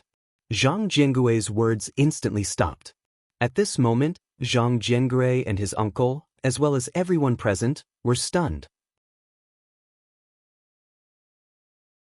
Chapter 1137. Oh my God! Zhang Jiangui and his uncle, as well as the other two roommates of Gu Xian, were all dumbfounded. Even if she was a professional lockpicker, she should first look at the lock and ask what was going on before picking the door, right? How could Yun Jian open the door with a thin wire as if she was performing magic? Oh my God, am I living in a movie? The other two roommates of Gu Xian, one of them who looked quiet but was actually very wild, said in a daze. Everyone present was so stunned by Yun Jian's move that they forgot that they were trying to stop Yun Jian from opening the door of the conference room. However, at this moment, Yun Jian had already opened the door and kicked it in. Her actions were crisp and nimble, not like what a teenage girl should do at all. Yun Jian kicked the door open. Inside the conference room, a long rectangular table was placed in front of them, and both sides of it were filled with the board of directors and major shareholders of Hagi Company. In front of the large computer screen, which was the seat at the top, sat a middle-aged man who was over 50 years old. This middle-aged foreign man was Mayor's biological father, as well as the chairman of Hagi Company. Matt was a successful businessman, but he wasn't a successful father or husband. In terms of business, he could be considered a business genius. He had a smart business mind since he was young, and he had an amazing business mind.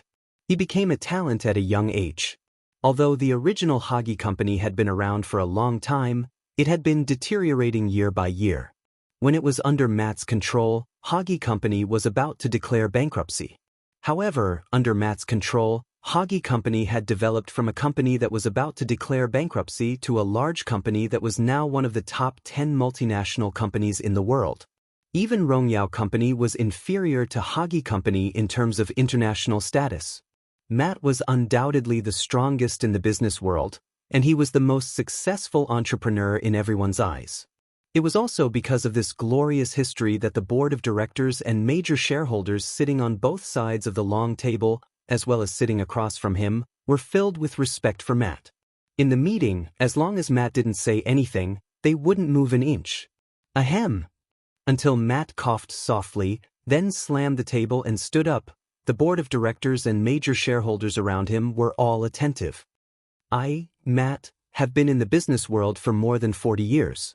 I, Matt, have been in the business world since I was 8 years old, officially entered the circle at 16 years old, and took over Hagi Company at 20 years old. I have been the chairman for 30 years now. Rongyao Company is just a junior. Do you think I, Matt, can't beat it? Matt stood and slammed the table angrily. His anger could be felt by the board of directors and major shareholders. Chairman, please calm down. Have some water first. One of the shareholders hurriedly poured a glass of water for Maida. Just as he was about to pass it over to Maida, Matt roared even more angrily, "Drink my ass. Because all of you, correct your mentality. I'll give you half a year. In half a year, I want Rongyao Company to be under Hagi Company's name." Matt was planning to destroy Rongyao Company in half a year. The board of directors and shareholders present were all impressed by Matt's words. However, at this moment, the door was unlocked from the outside with a click, and a beautiful figure came in. At the same time, the owner of this figure looked straight at Matt, and immediately said without hesitation. Chapter 1138. Not long ago, when she met Mayor and Mai at Rongyao Company, Yun Jian asked Mayor to pass a message to Matt on her behalf. Tell Matt that if he doesn't want to disappear in the annals of history, he'd better behave himself. If he dares to do anything to Rongyao Company again, he'd better wash his neck and wait for death. Yun Jian knew that Mayor must have passed this message to his father, Matt. Furthermore, Maida was holding a board of directors meeting here today, and he had even said those words. What did that mean? It meant that he was unrepentant. Yun Jian hadn't broken in just now, and the meeting room was soundproofed.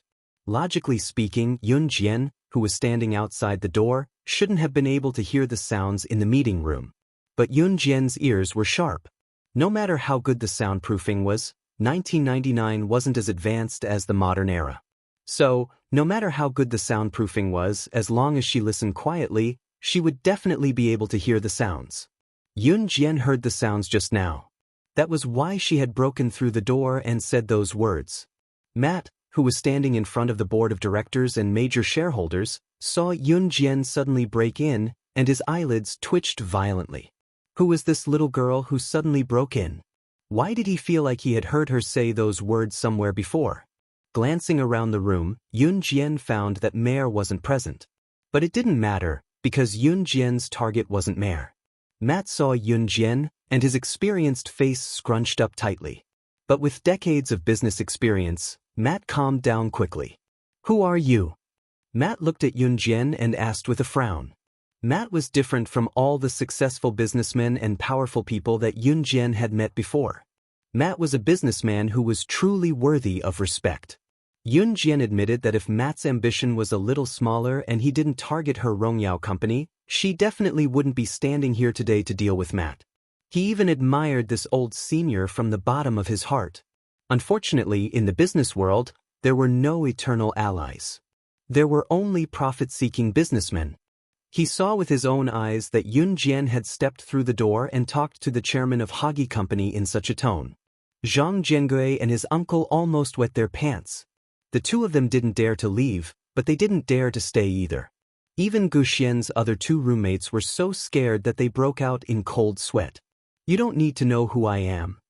Yun Jian simply crossed her arms in front of her chest. Her beautiful body made people's hearts itch for no reason. As soon as he finished speaking, Yun Jian's lazy expression suddenly changed. Her expression became solemn and respectful, and her eyes suddenly reflected a light that made people tremble. In the next second, she said, "You just need to know that if Haji Company dares to touch Rongyao Company, I have the ability to make sure that Haji Company won't see tomorrow's sun." Maida's aura was enough to make the board of directors and major shareholders revere him with awe and respect. Moreover, in the eyes of the Taoist businessman, Matt's aura was known to be unyielding. Some people even made a big fuss about Matt's aura, saying that Matt's gaze alone was enough to kill everyone present.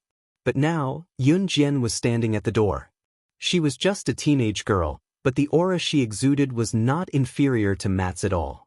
In terms of aura, Yun Jian's arrogance was even more daunting than Matt's. "Dad, is the meeting over yet?" Just as the atmosphere became tense, a tall and slender mare suddenly entered the door, surrounded by bodyguards. When Mare saw Yun Jian, he was completely stunned. After a pause, Mare looked at Yun Jian in shock and said, "I'm sorry." Chapter 1139. Mare was stunned when he saw Yun Jian. He did not expect Yun Jian to be here, so his tone was a little stunned and he blurted it out. His tone was casual as well, but overall, Mare's shock was written all over his face. "Mare, what did you say?" Matt was an excellent businessman indeed. He reacted quickly and asked his son with a frown in a relatively shocked tone.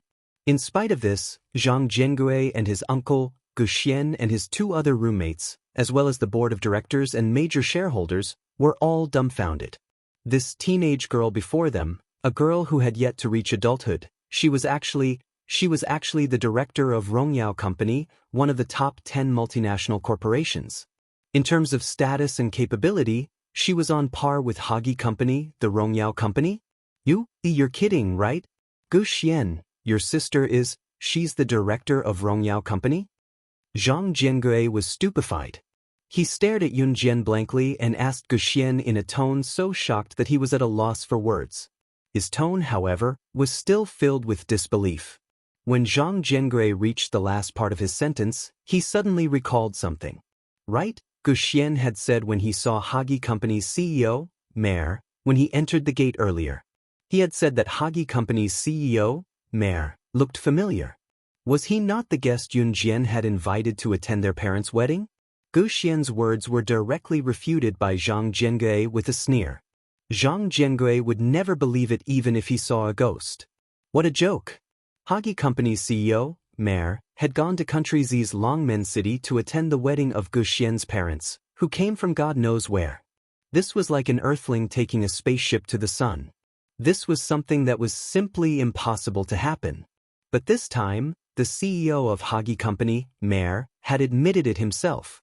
Zhang Jiangui had no choice but to believe it. Therefore, Zhang Jiangui was completely stunned on the spot. At this moment, Zhang Jiangui was so ashamed of his previous behavior that he wanted to find a hole to hide in. In the beginning, he even deliberately showed off Hagi Company in front of Yun Jian and Gu Xian. Now that he thought about it, his skin was really thick. Showing off in front of the chairman of Rongyao Company was like showing off in front of Tiger that he had caught a baby tiger. Zhang Jiangui and his uncle instantly turned pale.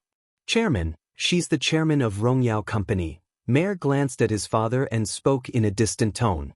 In the company, Mayor had never called Matt father and Matt had always called his son by his first name.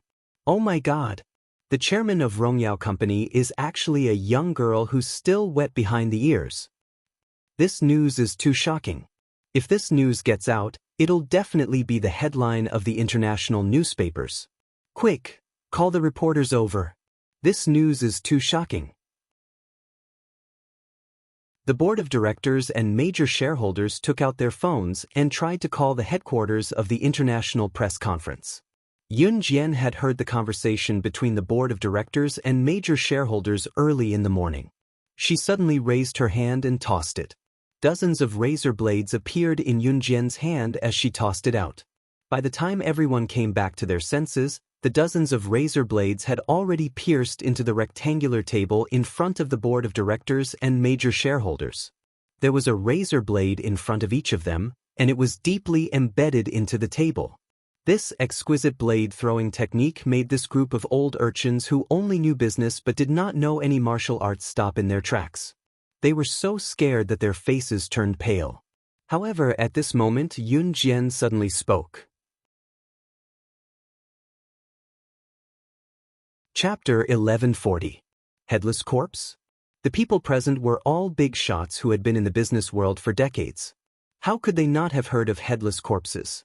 Yun Jian's words clearly meant that if anyone present dared to say another word, she would turn them into headless corpses. God. No one present would have thought of such cruel words even if they used their brains. But Yun Jian, she actually said it so easily? She was still a young girl who was not even 18 years old yet. The old men present, who were the board of directors and major shareholders, looked at the razor blade on the table in front of them and felt their hair stand on end. After being in the business world for so many years, the board of directors and major shareholders were used to the ups and downs, but they had never seen anything like this before. How could a young girl have such an overbearing aura? When Yun Jian opened her mouth and said those words, everyone present suddenly had an illusion.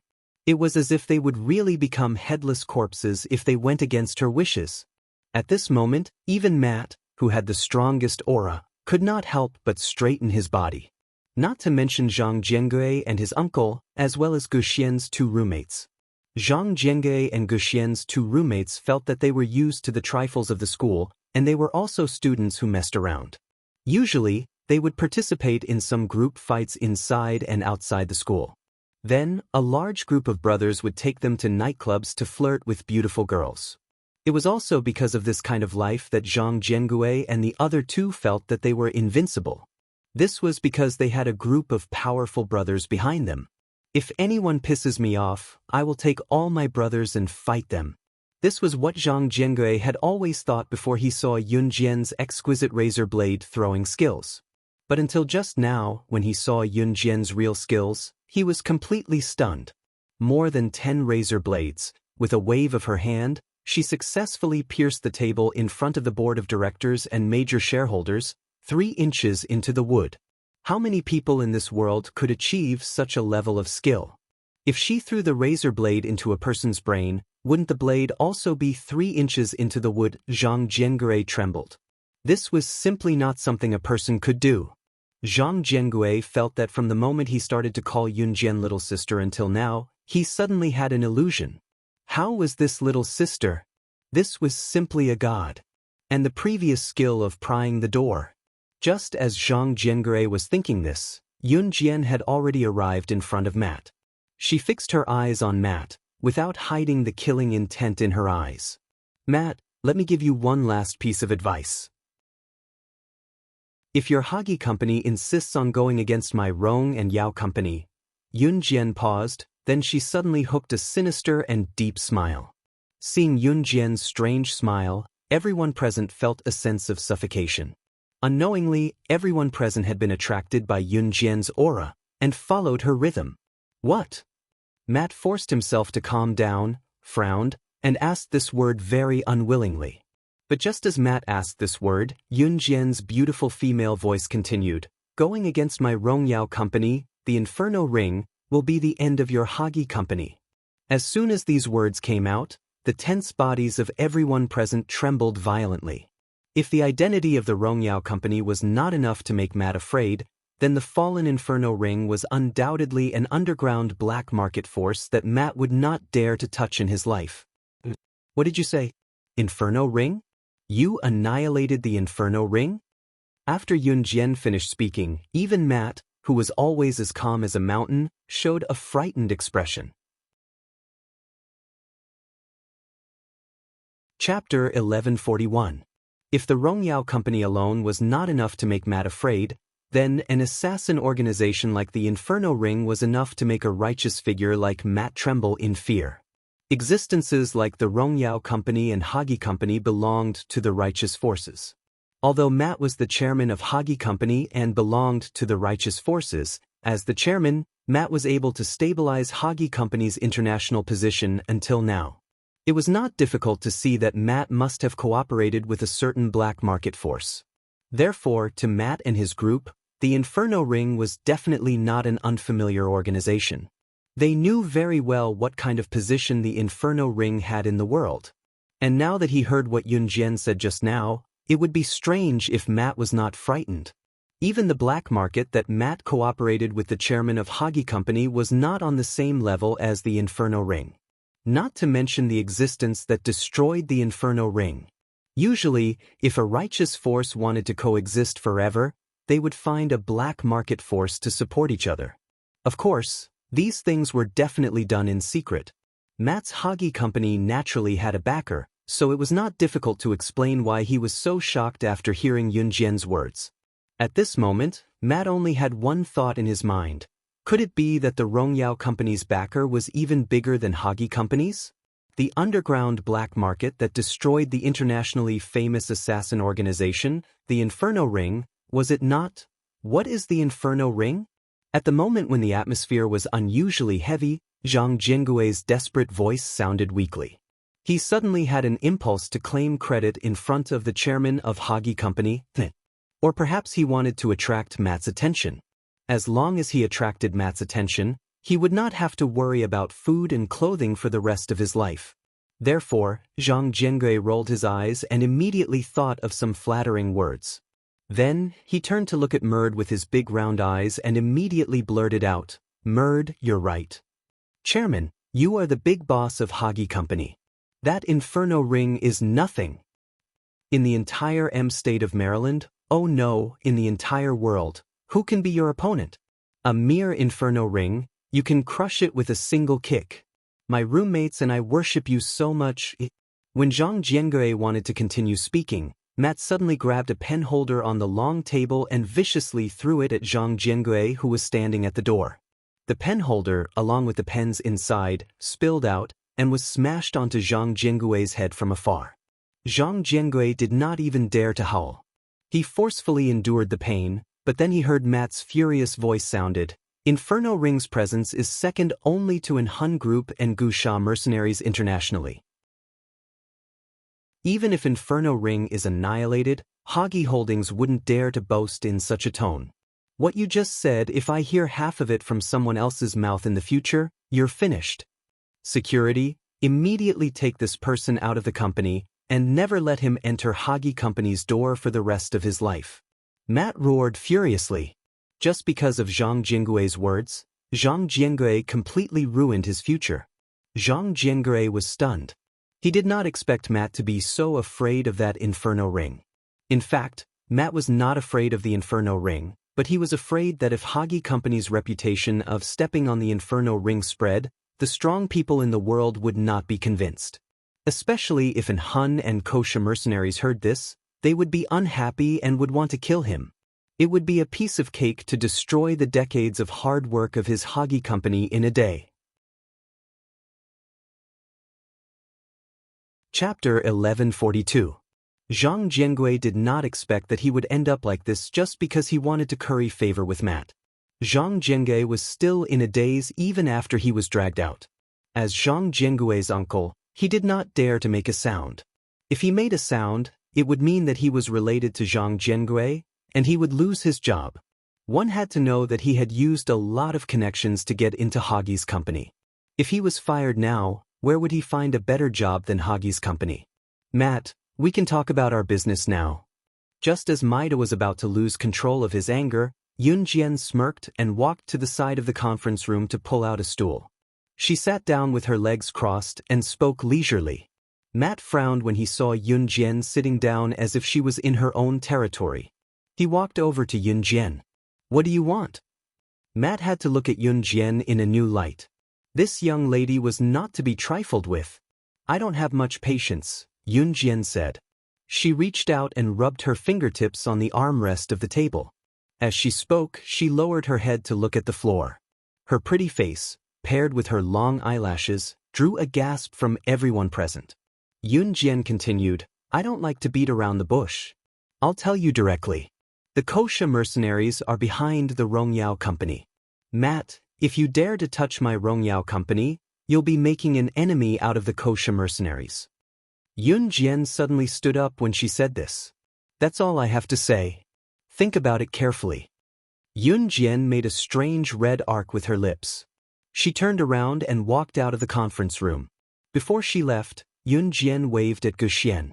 Seeing this, Gu Xian followed him out in a daze. The group of old men, including Zhang Jinggui's uncle and Gu Xian's two roommates, were all stunned. After a moment of silence, a major shareholder suddenly said, No wonder she's not afraid of the Rongyao Company.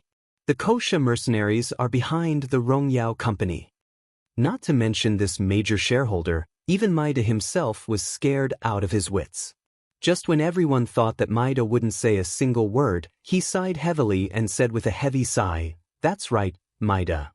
From today onwards, withdraw the project to suppress the Rongyao Company. No one is allowed to lay a hand on the Rongyao Company. Kosha mercenaries. He could not afford to offend them.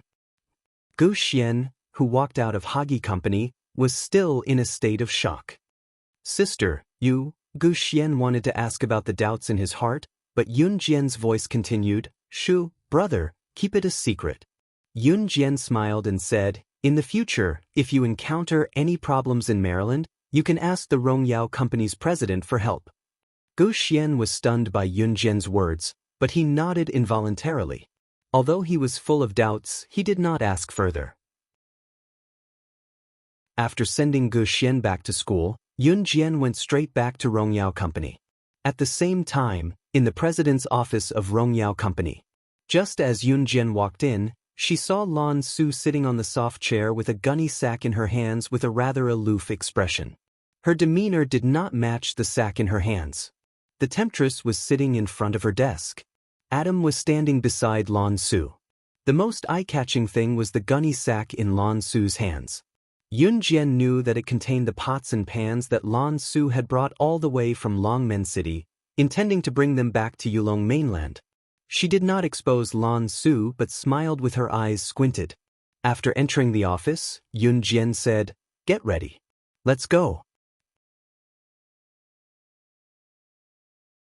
Chapter 1143. Heh, Sister Jian, where are you heading to? Seeing Yun Jian enter the office, a luring demon stood up from her desk and went to Yun Jian, asking as she did so. To a good place. Yun Jian answered with a chuckle and told Alluring Demon, I've warned Matt. If he dares to target Rongyao Company again, I'll annihilate him once and for all when I come back. Yun Jian's expression was cold when she said the latter half of the sentence, not looking like she was joking at all. Heh, Sister Jian is indeed domineering. Even Alluring Demon could not help exclaiming. Following Yun Jian back then was the best decision she had ever made in her life. When Rongyao Company had just started, Yun Jian was still a girl of 13 or 14 years old. Her age was hardly convincing. However, Alluring Demon was already at her wits' end back then. Her father's company had gone bankrupt and was in huge debt. Unable to repay the debt, the group of people who came to Alluring Demon's house to collect the debt had even set their sights on her. Those people were inhumane. They even wanted to defile her in front of her parents. Alluring Demon was a tough nut to crack. She was so desperate that she was ready to bite her tongue and commit suicide. At the most desperate moment, before those people could do anything to her, Yun Jian appeared. Alluring Demon thought that she would never forget that scene for the rest of her life. At 13 or 14 years old, Yun Jian, who had yet to lose her childishness, was like a grim reaper. She killed the group of people and stared at Alluring Demon with a cold gaze. Then she extended her hands to Alluring Demon and said something that changed Alluring Demon's fate. Are you willing to follow me? Let's go. Your office should be renovated. Remember to prepare some snacks when I come over next time. Yun Jian rubbed her empty stomach and gestured to Adam and Lan Su, interrupting Alluring Demon's reminiscence. Watching Yun Jian walk out of the office, the demoness took a step forward. However, she stopped in her tracks and stood in the same spot as she watched Yun Jian and the other two's figures gradually disappear into the distance. I, demoness, will follow you for the rest of my life. After Yun Jian left the office, Demoness' soft voice suddenly sounded. As the last word fell, the echoing sound in the empty office gradually faded until it disappeared. Country A southern country. This was the second time that Yun Jian had come here. Country A's economic level was relatively backward, so when Yun Jian, Lan Su, and Adam arrived, there was not even a hotel within a radius of 8 miles. Finally, they found a hotel in a relatively lively village. C hadn't arrived yet, so Yun Jian and the others had to stay here for a while. Country A was a relatively poor country, and the hotel that Yun Jian and the other two were staying in was the most luxurious house in the village, a 2-story house built with mud and grass. If it rained at night, the house would definitely leak. After settling down, Yun Jian went downstairs and asked the hotel owner's daughter, a young lady in her 20s, how far was it from here to the ancient tomb.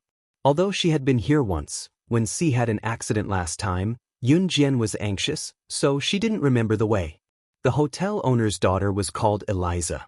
Eliza was a very beautiful lady, and women in Country A were used to wearing a veil and wrapping themselves up tightly. After Yun Jian asked for the way, Eliza kindly warned Yun Jian in Country A's language, our Hassa village isn't very peaceful at night. A few days ago, many girls were kidnapped and defiled in the middle of the night, and they were only sent back the next morning. There were also many tourists who lost their money. There were also a few murder cases, but no police officers were willing to deal with these matters, so those criminals were never punished. Chapter 1144. Country A was a backward country. At the same time, the laws in Country A were not perfect. If this was Country Z, if such crimes like rape, theft, and murder happened, police officers would have come out early to investigate. Then, the culprit would be arrested and brought to justice. Therefore, the people of Country Z, whether it was 1999 or now, could not understand the backward living environment of Country A. There were even some foreigners who died in Country A, but no one called the police. Country A was such a country. Yun Jian was standing at the front desk. After hearing Eliza's words, she understood it quite well. Yun Jian nodded silently. Okay, thank you. Eliza reminded her out of kindness. Yun Jian naturally had to express her gratitude. Eliza was not only a beautiful girl, but more importantly, she had a kind heart. After hearing Yun Jian's words, Eliza smiled and nodded at Yunjian. Then, Yunjian asked Eliza some things in Country A's language. Eliza replied to all of them. Eliza's parents had gone out to the market. As they chatted, Yunjian heard Eliza talk about her family. Eliza's parents were farmers. Today, they brought the things they made to the market to sell to earn money. Eliza, on the other hand, was at home looking after the hotel. Just as the two of them were talking, a restless voice came from outside the door. Oh my God. It's all your fault. You had to travel during the summer vacation to this godforsaken place. After walking for so long and almost dying in the desert, you finally found a hotel. Little Chu, this isn't my fault. They insisted on organizing this trip to Country A. They even said that they were here to look for treasures. I don't think there's even a ghost here. What attracted Yunjian was that this group of noisy voices were conversing in Chinese. Country Z? Yunjian narrowed her eyes. She did not expect to meet people from her own country in a place like Country A. At this moment, 5 young people in their 20s dressed as university students walked in through the door. Among them, there were 2 women and 3 men. The man and woman walking at the very front were undoubtedly the 2 people who had spoken just now. Suddenly seeing Yunjian's face, which was unique to her country, a girl walking behind her was pleasantly surprised. Then she walked over and asked Yunjian in a calm but excited tone, "Are you from Z?" She paused for a moment. Seeing that Yunjian was ignoring her, the girl pointed at herself and introduced herself. "My name is Ningxia. That girl is my friend. Her name is Lin Xiaochu," and Ningxia pointed at the people behind her and introduced them one by one. Then, she had the same feeling of joy as when she met people from abroad. She looked at Yunjian with expectant eyes. Meeting people from his own country abroad, especially in a place where there were very few people from his own country, was a very happy occasion. Yunjian. Yunjian briefly introduced herself in Chinese. In return, Ningxia smiled. As for Lin Xiaochu, she did not even look at Yunjian and stood in front of Eliza. When Lin Xiaochu passed by Yunjian, she even glared at Yunjian. It was only when she stood in front of Eliza that she suddenly realized that she and her friends did not know Country A's language. At this moment, Lin Xiaochu suddenly remembered that when they came in just now, Yunjian was communicating with Eliza very smoothly in Country A's language. Chapter 1145. Little Chu, how can you be like this? Even Ningxia felt embarrassed when she heard Little Chu Lin's tone. Ningxia turned to look at Yunjian and said apologetically, "Yunjian, I'm sorry. Little Chu is like this. Please don't lower yourself to her level." Who's lower herself to whose level?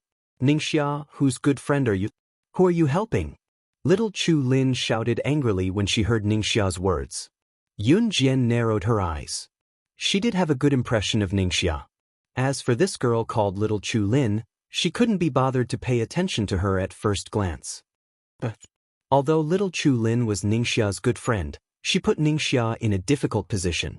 However, at this moment, a female voice with Chinese pronunciation that wasn't very accurate rang out. "Stop arguing, I can understand a bit of Chinese." Yunjian looked back slightly. She saw Eliza wrap herself in a robe. Eliza used the robe to cover her face and nose, only revealing a pair of black eyes. Then she spoke. Eliza could speak Chinese? However, Yunjian wasn't very surprised. The people who were surprised were Ningxia, Little Chu Lin, and the other 4. Especially Little Chu Lin. She looked at Eliza in surprise. When she came back to her senses, Little Chu Lin shouted at Eliza angrily, "You know Chinese? My maternal grandmother is from Z country, so I know a bit of Chinese," Eliza said slowly in a rather unfamiliar tone. "Since you know Chinese, why didn't you say so earlier? You did it on purpose, didn't you?" Little Chu Lin shouted. "Did it on purpose? What do you mean? I only know a bit of Chinese."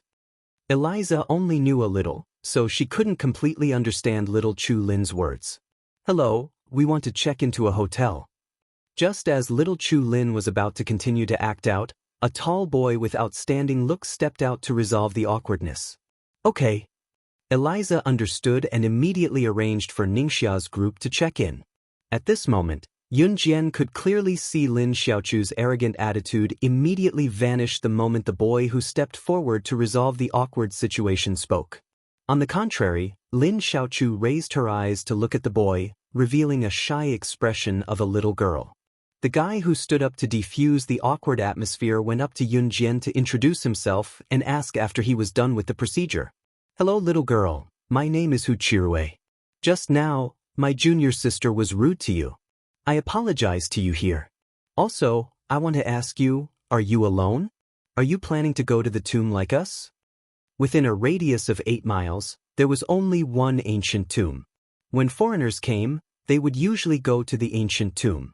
Not alone. Yun Jian answered the previous question. Lan Su and Adam were resting upstairs, so Hu Chirui thought that Yun Jian was alone. "Senior Rui, this girl clearly doesn't want to talk to us."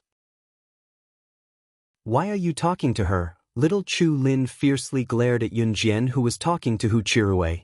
However, because little Chu Lin was talking to Hu Chirui, her voice carried a hint of coquettishness. Hu Chirui opened his mouth, but in the end he didn't say anything. At this moment, Eliza told Ningxia, little Chu Lin, and the others what she told Yun Jian before, that Hassa village wasn't very peaceful. After hearing Eliza's words, little Chu Lin suddenly looked at Yun Jian proudly, then said in a boastful tone, "The 5 of us aren't afraid. We're all from the university's Taekwondo club." Chapter 1146. As Lin Xiaochu spoke, she purposely turned her head to glance at Yun Jian. That expression, that look, it was as if she was saying that we know Taekwondo, but what about you? You don't know anything. Just wait for the robbers to come crying to you. Xiaochu, don't say that. My current abilities are only enough to hang around in our university. When I really step out into society, I'm still useless. Hu Chirui was very tactful and knew his limits. However, as soon as Hu Chirui finished speaking, Lin Xiaochu continued, "Senior Rui, you're too humble." As Lin Xiaochu spoke, she turned her head to look at Yun Jian. Her eyes were filled with a strong sense of provocation. After 2 seconds of silence, Lin Xiaochu said, "Humph, if something happens, don't beg Senior Rui or us to save you." Yun Jian lightly glanced at Lin Xiaochu, then she turned around and went upstairs. Yun Jian usually ignored these kinds of people. "Tsk, what's there to be proud of?" Lin Xiaochu saw this and began to say a few more words. However, as soon as Lin Xiaochu finished speaking, Hu Chirui reprimanded Lin Xiaochu. "Xiaochu, don't be so rude." Lin Xiaochu listened to Hu Chirui's words very much. After all, Lin Xiaochu had special feelings for Hu Chirui. For a moment, everyone was speechless. At this moment, Yun Jian had already returned to the 2nd floor. Although this hotel was quite shabby, there were quite a lot of rooms. Yun Jian and Lan Su shared a room, while Adam had his own room. Not long after Yun Jian returned to her room, Hu Chirui and the others noisily moved their luggage upstairs. They stayed in a room not far from Yun Jian's room. The night quickly darkened. This hotel didn't have any electric lights, and usually relied on candles for illumination. Now, Yun Jian was lying on the bed, looking up at the stars and moon through the broken window that couldn't block the cold wind from blowing in from outside. There was no internet in Country A, so she couldn't make calls. "Yun Jian, you're not asleep yet?" Lan Su turned over and moved closer to Yun Jian. "Okay," Yun Jian answered softly. There was silence for 2 seconds. Just when Lan Su thought that she would not speak again, Yun Jian said faintly, "I'm going to sleep." Just as Yun Jian was about to close her beautiful eyes, she seemed to hear something. That pair of long and narrow eyelashes didn't even have time to close before they suddenly opened. "Yun Jian, there's a sound." Lan Su also opened her eyes. The two of them instantly lost their drowsiness. Yun Jian nodded lightly, then whispered to Lan Su, "Sleep." The word, sleep, naturally referred to pretending to be asleep. Lan Su had followed Yun Jian for so long, so she naturally understood immediately. At that moment, Yun Jian and Lan Su closed their eyes. In the darkness, the door that was on the verge of collapsing and didn't have a lock was opened. A dark figure slipped in through the door as quietly as possible. After a while, Yun Jian could feel that the figure was sizing her up, and it even swallowed its saliva very thirstily. Under the moonlight, the figure reached out its hand towards Yun Jian. 3 seconds before it was about to touch Yun Jian's cheek, Yun Jian's leg, which was originally lying flat, suddenly lifted up. Her leg immediately rotated 90 degrees, and she directly kicked the figure that was trying to sneakily touch her cheek. Ouch! The person screamed, and was sent flying several meters by Yun Jian's kick. Chapter 1147. The moment Yun Jian kicked him, Lan Su rolled over on the bed and stood up. He then lit up the candles in the room. Adam, who was in the next room, ran over as well. Adam had come over when he heard the commotion. When he saw the rapist who was curled up into a ball from Yun Jian's kick and could barely breathe, he dashed over to grab the man. Then Adam directly punched the flower thief in the head, knocking him out on the spot. "It's really not peaceful here," Yun Jian said calmly with her arms crossed. At the same time, Yun Jian smirked and said, "He has an accomplice. Let's go out and watch the show." They were just a few rapists and robbers. Did they really think they could take her down?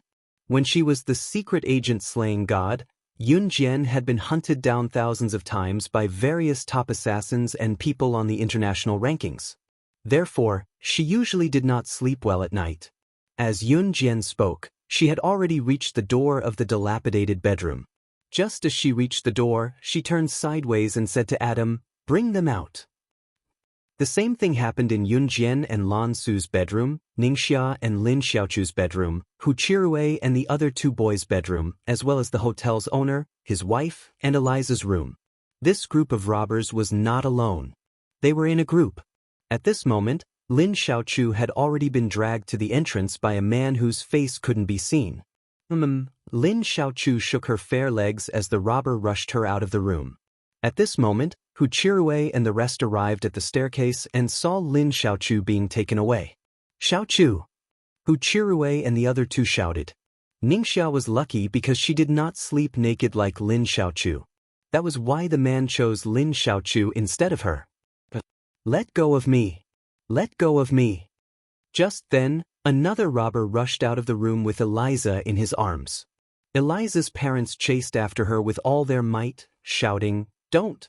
Please let my daughter go. Beg you." Eliza's parents had just chased after them when they were kicked away by the group of criminals. This group of criminals had clearly planned this. They had captured Lin Xiaochu and Eliza, but they had left behind a few people to stop Eliza's parents and Hu Chirui's trio. Damn it! Hu Chirui and the other 2 quickly clashed with this group of criminals. Soon, Hu Chirui and the other 2 were drenched in sweat. They were at a disadvantage. Hu Chirui and the other 2 were about to lose to these well-prepared criminals. On the other hand, Hu Chirui and the other 2 were entangled by several criminals. One of the criminals rushed forward and grabbed Ningxia, intending to take him away as well. Swish! Everyone present only heard the sound of a saber flying through the air. In the blink of an eye, the criminal who had wanted to take Ningxia away was struck in the temple by a butterfly knife. He died on the spot, his eyes wide open.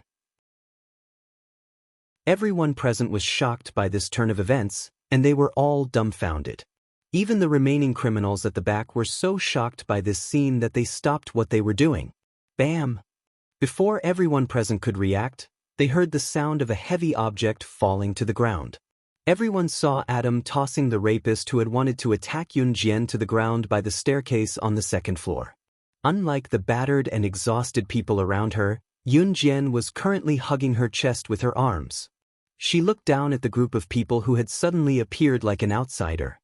Then, her red lips curled up slightly. "Here, thank you for your big gift. I'm returning it to you now."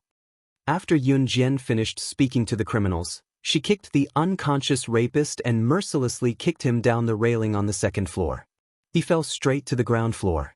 The rapist's blood splattered everywhere. Chapter 1148. In the blink of an eye, Yun Jian had killed someone. Moreover, she had killed 2 people at once. Everyone there was stupefied by Yun Jian's horrifying move, their jaws dropping in bewilderment. After all, Yun Jian was only a teenage girl. Especially today, when Hu Chirue and his group were about to check into the hotel, Lin Xiaochu was showing off Hu Chirue and his group's abilities to Yun Jian.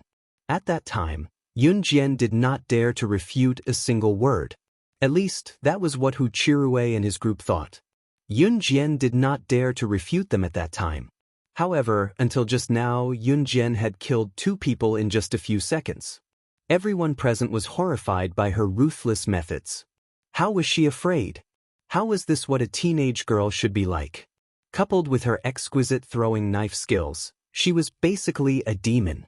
She was the Grim Reaper from hell. One of the criminals could not hold it in any longer. He screamed in fright on the spot. It was very obvious that this group of criminals had their eyes on Yun Jian and Hu Chirue's group for a long time. Today, they even wanted to snatch the hotel owner's daughter, Eliza, away.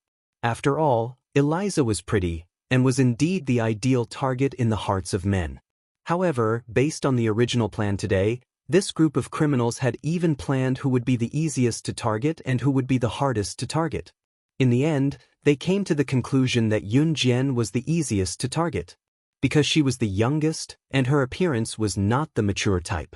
At most, she could only be considered delicate and pretty. However, there was no doubt that Yun Jian's appearance was the most outstanding among the group of women. Although she did not have the enchanting charm that men liked, she had a delicate and pretty face, as well as an exquisite figure. In addition, Yun Jian's figure was big in the areas that should be big, and small in the areas that should be small. She was simply the person that this group of criminals was fighting to get their hands on. Moreover, from the looks of it, she was the easiest to target. However, this group of criminals never expected that Yun Jian, who seemed the easiest to target, would turn out to be a homicidal maniac. She had killed 2 people in just a few seconds. Hu Chirue and the others were completely dumbfounded. At this moment, one of the criminals who had witnessed Yun Jian's knife-throwing skills, who was obviously the leader, immediately pulled out a shiny pistol from his belt. Gun. Seeing the leader of the criminals pull out a pistol, the hotel couple turned pale with fright. In Country A, handguns were prohibited. It was obvious that this handgun had been brought in illegally. Moreover, the ruler of Country A didn't care about anything at all. Therefore, it was understandable that the criminal had a gun. Hu Chirue and the others were just university students. They used to be ordinary students. How could they have seen something like a real pistol? Therefore, when they saw the leader of the criminals take out a pistol, they were so scared that they stopped moving. Women, step forward. Otherwise, I will kill all of you here. The gangster thought that he had threatened everyone present, including Yun Jian, so he spoke arrogantly. Not only did the criminal speak in Country A's language, he even spoke in Mandarin. It seemed that this criminal could speak Mandarin. Yun Jian narrowed her eyes. She still stood in the distance with her arms crossed. She spoke to the criminals in Mandarin that Hu Chirue and the others could understand. I'll return the same sentence to you. Today, none of you will leave here alive. It had been a long time since she killed someone so freely. In Country Z, there were laws. In a country like Country A, even if she killed someone, no one would know. After Yun Jian finished speaking, she walked down the stairs step by step with ease. The criminal holding the gun was frightened by Yun Jian's aura. Just when the criminal wanted to do something, he saw Yun Jian move. Chapter 1149. They saw Yun Jian slowly walking down the stairs, the corners of her mouth slightly raised. From her expression, it was as if she was really an innocent young girl. The criminals below couldn't help but stare blankly, completely stunned by Yun Jian's seemingly innocent expression. However, they thought in their hearts, such a beautiful little girl, was she really the devil who killed without batting an eyelid? She had just kicked the unconscious flower thief down from the 2nd floor. A person who was asleep was kicked down from a high place. If he wasn't asleep and was kicked down from the 1st floor, he might not die. However, with Yun Jian's actions, the flower thief would definitely die. Just as the people present were thinking this, they saw that Yun Jian had already reached the middle of the stairs. Her expression suddenly changed, and the curve on her face disappeared. In the next second, everyone saw an unforgettable and frightening scene. Yun Jian stood in the middle of the stairs. Before she reached the bottom, her legs suddenly kicked, and her entire body jumped up. She jumped over 10 meters. And this 10 meters was just enough for her to use the height of the stairs to jump in front of the criminals. Before Yun Jian's body landed, the gun-wielding criminal reacted. He raised his gun, his hand on the trigger, and wanted to shoot at Yun Jian, who jumped down from the air. "Be careful!" The surrounding people all broke out in cold sweat for Yun Jian. Ning Xia, on the other hand, immediately shouted out nervously. Ning Xia's impression of Yun Jian wasn't bad.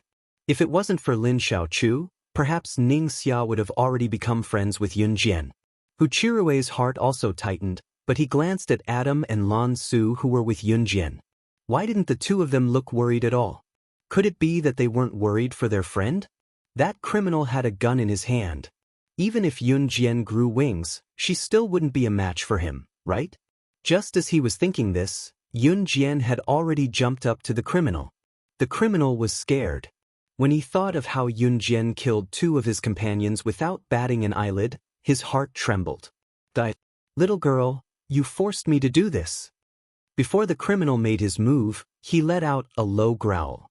Then he pulled the trigger and pressed it down. However, just a second before the criminal pressed down on the trigger, Yun Jian jumped in front of the criminal.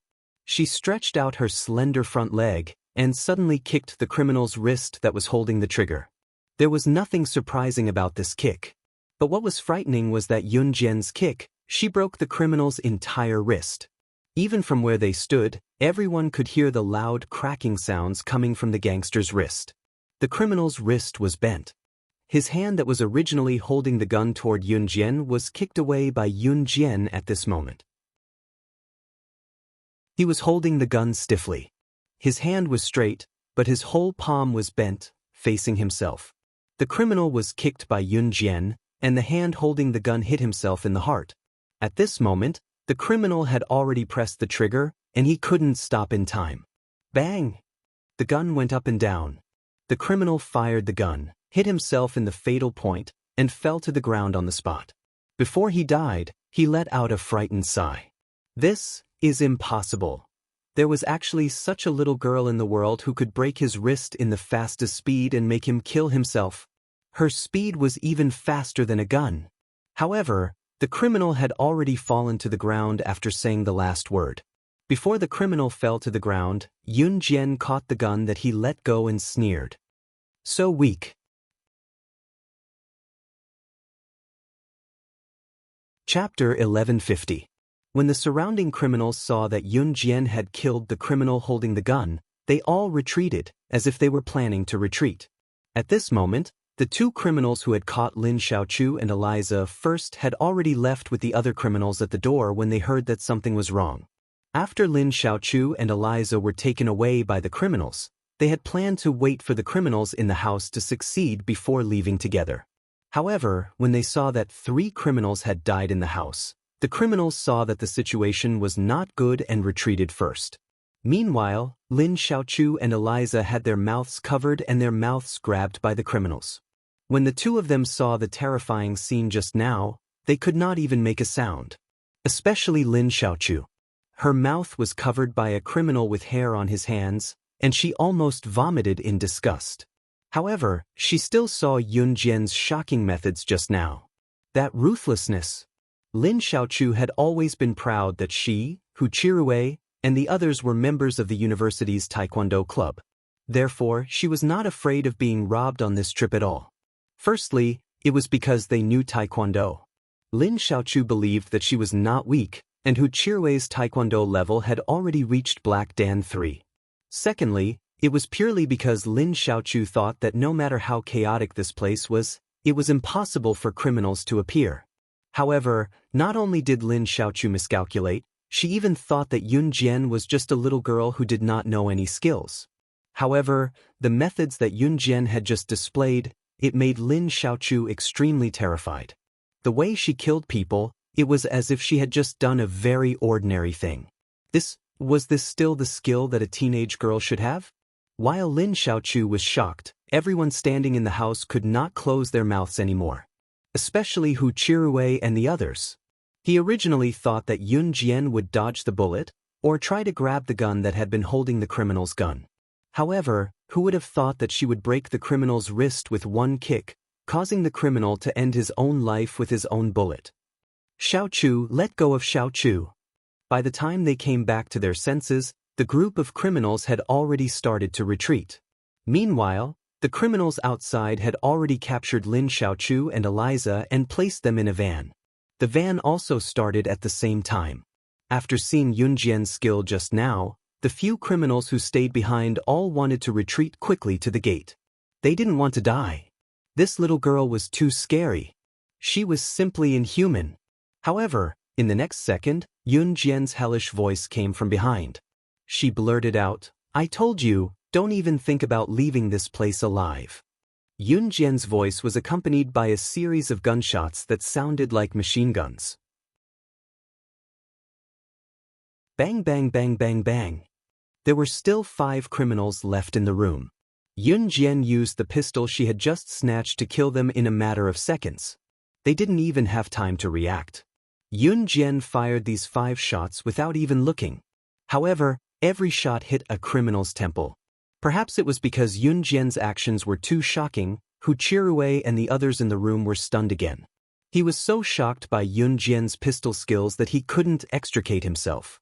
However, at this moment, the van outside the house had already driven away as fast as it could. Yun Jian lowered her eyes. She turned around, and the pistol slid down her hand to the ground. She walked upstairs and even stretched out her hand to Yan. "Adam, take care of the scene," Yun Jian said, and was about to go upstairs. It was obvious that she didn't want to care about what happened next. Among Hu Chirui's group of 4, one of them was the shortest and ugliest of the 3 boys. He panicked when he saw Yun Jian walking upstairs. Chapter 1151. The shortest and ugliest boy among the 3 saw Yun Jian heading to the 2nd floor, so he immediately rushed to the stairs to block Yun Jian's way. This boy's name was Duan Tianyu. He liked Lin Xiaochu, which was why he was so anxious when he saw Lin Xiaochu being taken away. Although the boy liked Lin Xiaochu, he knew that he wasn't capable enough. In addition, he saw Yun Jian's skills just now, so he ran up to block Yun Jian. "Tianyu, this matter has nothing to do with her. It's already very good of her to deal with the criminals in the house for us. We'll go save Xiaochu ourselves." Hu Chirui frowned. Although he didn't know how to save Lin Xiaochu and Eliza, he didn't even know where the criminals had taken them. However, Hu Chirui could tell that Yun Jian didn't want to care about this matter anymore. After all, to Yun Jian, they were just passers-by on her journey. They were just fellow villagers from the same country. There was no need for her to take risks for them. This was normal. Although Hu Chirui didn't like Lin Xiaochu came with them. Of course, he couldn't just leave after Lin Xiaochu was taken away and her whereabouts were unknown. They definitely had to save her. "Hu Chirui, are you crazy?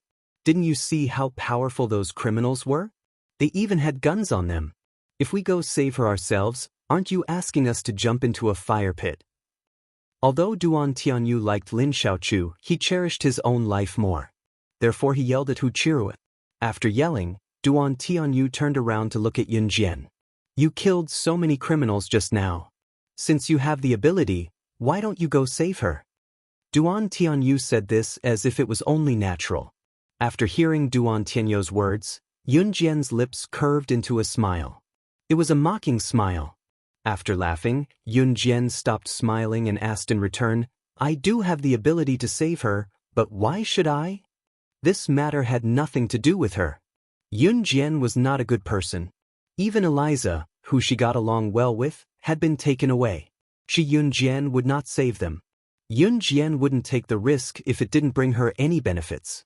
Yun Jian was not to be blamed for being ruthless. In her world, or rather as a secret agent, she was not to be blamed for being ruthless. Leaving him in the lurch was just to protect himself. Who knew if today's incident was a trap or not? Yun Jian, would never do anything that did not benefit her. Duan Tianyu was stunned by Yun Jian's words, But because he was worried about Lin Xiaochu's safety, he was only stunned for a moment before he continued to shamelessly say to Yun Jian, "That's because we're all Z citizens. Now that your fellow countrymen are in trouble, you clearly have the ability to save them, yet you refuse to save them. How can there be someone like you in this world?" Duan Tianyu insisted that the unreasonable words were reasonable. Yun Jian chuckled and retorted, imitating Duan Tianyu's words. "How can there be someone as shameless as you in this world?" After saying this, Yun Jian paused. Then, with a flip of her hand, the butterfly knife that she had just retrieved from the criminal's corpse appeared in her hand. Yun Jian held the butterfly knife in her hand and swung it skillfully. Then she pointed the blade at Duan Tianyu. She was arrogant, but she had the ability to do so. She said arrogantly, "Looks like you're planning to die under my knife. Then I won't hold back." As Yun Jian spoke, just as she was about to swing the knife, Duan Tianyu was so scared that he rolled away from the side. He was still shouting with all his might, as if he was recalling the scene of Yun Jian killing someone. Chapter 1152. Yun Jian glanced at him coldly. She saw Duan Tianyu roll to the side like a pug after seeing the butterfly knife in her hand. She couldn't help but smile coldly and planned to head upstairs. Just as she was about to head upstairs, she heard the sound of two people kneeling on the ground behind her. Yun Jian lowered her eyes and narrowed them slightly. She turned around and saw the owners of this hotel, who were Eliza's parents, kneeling in front of her. Eliza's father was called Satana, and her mother was called Yule. Eliza's parents were good citizens who knew their place in Country A. At this moment, they were kneeling in front of Yun Jian without a care for their image. Yun Jian raised her eyebrows. In the next second, Eliza's father, Satana, kowtowed heavily in the direction of Yun Jian in the middle of the stairs. At the same time, Satana's voice rang out, but he spoke in Country A's language. Huchirue and the rest couldn't understand him at all. "Eliza is my wife and I's only daughter. She is our life. Young lady, I know you're capable, but I don't want to interfere in this matter. My wife and I are already old. We can't lose our daughter. So I would like to implore you to save our daughter. I know this request is rude. I can also tell that you're used to using that butterfly knife. If you can agree to our request, I'll give you our family heirloom. Our family heirloom is a dagger. It's extremely sharp. The person who owns it can use it to cut anything. If you use its blade to cut a piece of iron, you can cut it into pieces as easily as cutting tofu. As long as you agree to save our daughter, I can transform it into a butterfly knife and give it to you." Satana's words were very sincere. Unlike Duan Tianyu, Duan Tianyu's tone when he spoke to Yun Jian was completely commanding Yun Jian. However, Satana knelt in front of Yun Jian and used his family heirloom to exchange with Yun Jian. After hearing Satana's words, Yun Jian's heart was moved. As an assassin or a special agent, it was undoubtedly very attractive to have a legendary artifact in their hands. Yun Jian had only heard of the kind of knife that Satana was talking about. According to the current level of science, it was still impossible to figure out how to make a knife so sharp. However, there were people who had excavated this kind of incomparably sharp knife from ancient ruins. Legend had it that this knife could easily cut through iron like tofu. It was just that Yun Jian didn't expect Satana's house to have it. Previously, Satana had not mentioned the family heirloom because he was afraid that someone would steal his family's saber. However, he had no other choice now. Eliza was his only daughter. If he allowed Eliza to be taken away like this, he didn't know if she would be sent back. He would rather give his family heirloom to the girl in front of him. Even before he made this decision, Satana felt that the power of his family's heirloom dagger was very compatible with the imposing young lady in front of him. What nonsense is this damned old man from Country A talking about? Does he think that just because he knelt down and begged her, she would go and save him? Just now, I asked her to save little Chu, but she refused. This old man from Country A wants her to save him? They dream on. Duan Tianyu couldn't shout for Yun Jian, and he didn't understand Country A's language. However, he could sense that Satana was kneeling in front of Yun Jian to ask Yun Jian to save him. Hu Chirue and the others also thought that Yun Jian wouldn't help. Chapter 1153. Satana actually knew a little Chinese, but it wasn't a coincidence that he purposely used Country A's language to speak to Yun Jian. It was because he didn't want Hu Chirue, Duan Tianyu, Ningxia, and the others to know that his family had a family heirloom. In fact, Satana was the smartest one among the people present. He knew how to capture Yun Jian's heart and use what Yun Jian wanted to exchange for conditions with her. Duan Tianyu, on this level, was the type of person who was mentally retarded. He clearly knew Lin Xiaochu's attitude towards Yun Jian, but he still used a threatening tone to force Yun Jian to save Yun Jian. No matter who it was, they would never agree to save Duan Tianyu. At this moment, Duan Tianyu, who had originally vowed that Yun Jian would definitely not agree to save his daughter from Country A, actually heard her agree. Duan Tianyu and the others couldn't help but be shocked and didn't react for a long time. Adam, Lan Su, you guys stay here. I'll be back soon. Yun Jian didn't look at Adam and Lan Su, who were standing on the second floor. She spoke, and her words were obviously directed at Adam and Lan Su. Okay. Adam responded on behalf of Lan Su. Then he took Lan Su's hand and walked towards the room.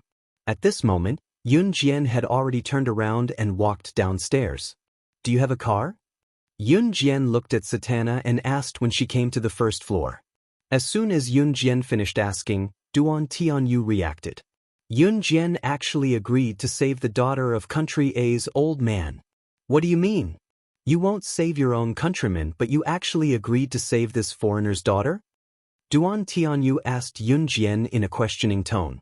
As soon as Duan Tianyu finished his questioning tone, Yun Jian cast a sidelong glance at him and said mercilessly, he promised to give me 1 million yuan and work like a horse for the rest of his life to repay the debt. Are you going to give it to me? If you work like a horse for me, I'll also save people for you. Yun Jian never made a draft when she lied. Satana could understand a little Chinese. He understood that Yun Jian knew that he didn't want to expose the family heirloom, so Satana looked at Yun Jian gratefully. You're asking for too much. 1 million yuan, you're asking for it. I think you've lost your mind thinking about money. Duan Tianyu bellowed at Yun Jian, his face draining of color when he heard her. Yun Jian ignored him and walked past Duan Tianyu. Satana looked at Yun Jian's Yun Jian and Lan Su's Yun Jian's Yun was Yun Jian, Yun Yun's Yun's, she, Tianyot Hu Chirue said to the other guy. When he was about to chase after Yun Jian, he suddenly stopped. After hesitating for 2 seconds, Hu Chirue turned around and looked at Ningxia, who was standing not far away. Hu Chirue's gaze softened when he looked at Ningxia. He said to Ningxia, stay here and don't run around. We'll be back soon. Ningxia knew that she would only cause trouble if she went, so she nodded. At this moment, Hu Chirue and the other guy were already walking out the door. Duan Tianyu saw that Hu Chirue was ignoring him and leaving. He snorted and followed him out. At this moment, Yun Jian and the others were standing at the entrance. Yun Jian ignored Duan Tianyu and the others who came out with her. Her goal was only to save Eliza. As for what happened to Lin Xiaochu, it was none of her business.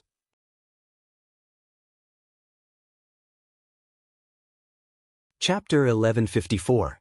Shut up. As soon as Duan Tianyu finished speaking, Yun Jian's crisp voice rang out. Duan Tianyu was frightened by Yun Jian's crisp voice.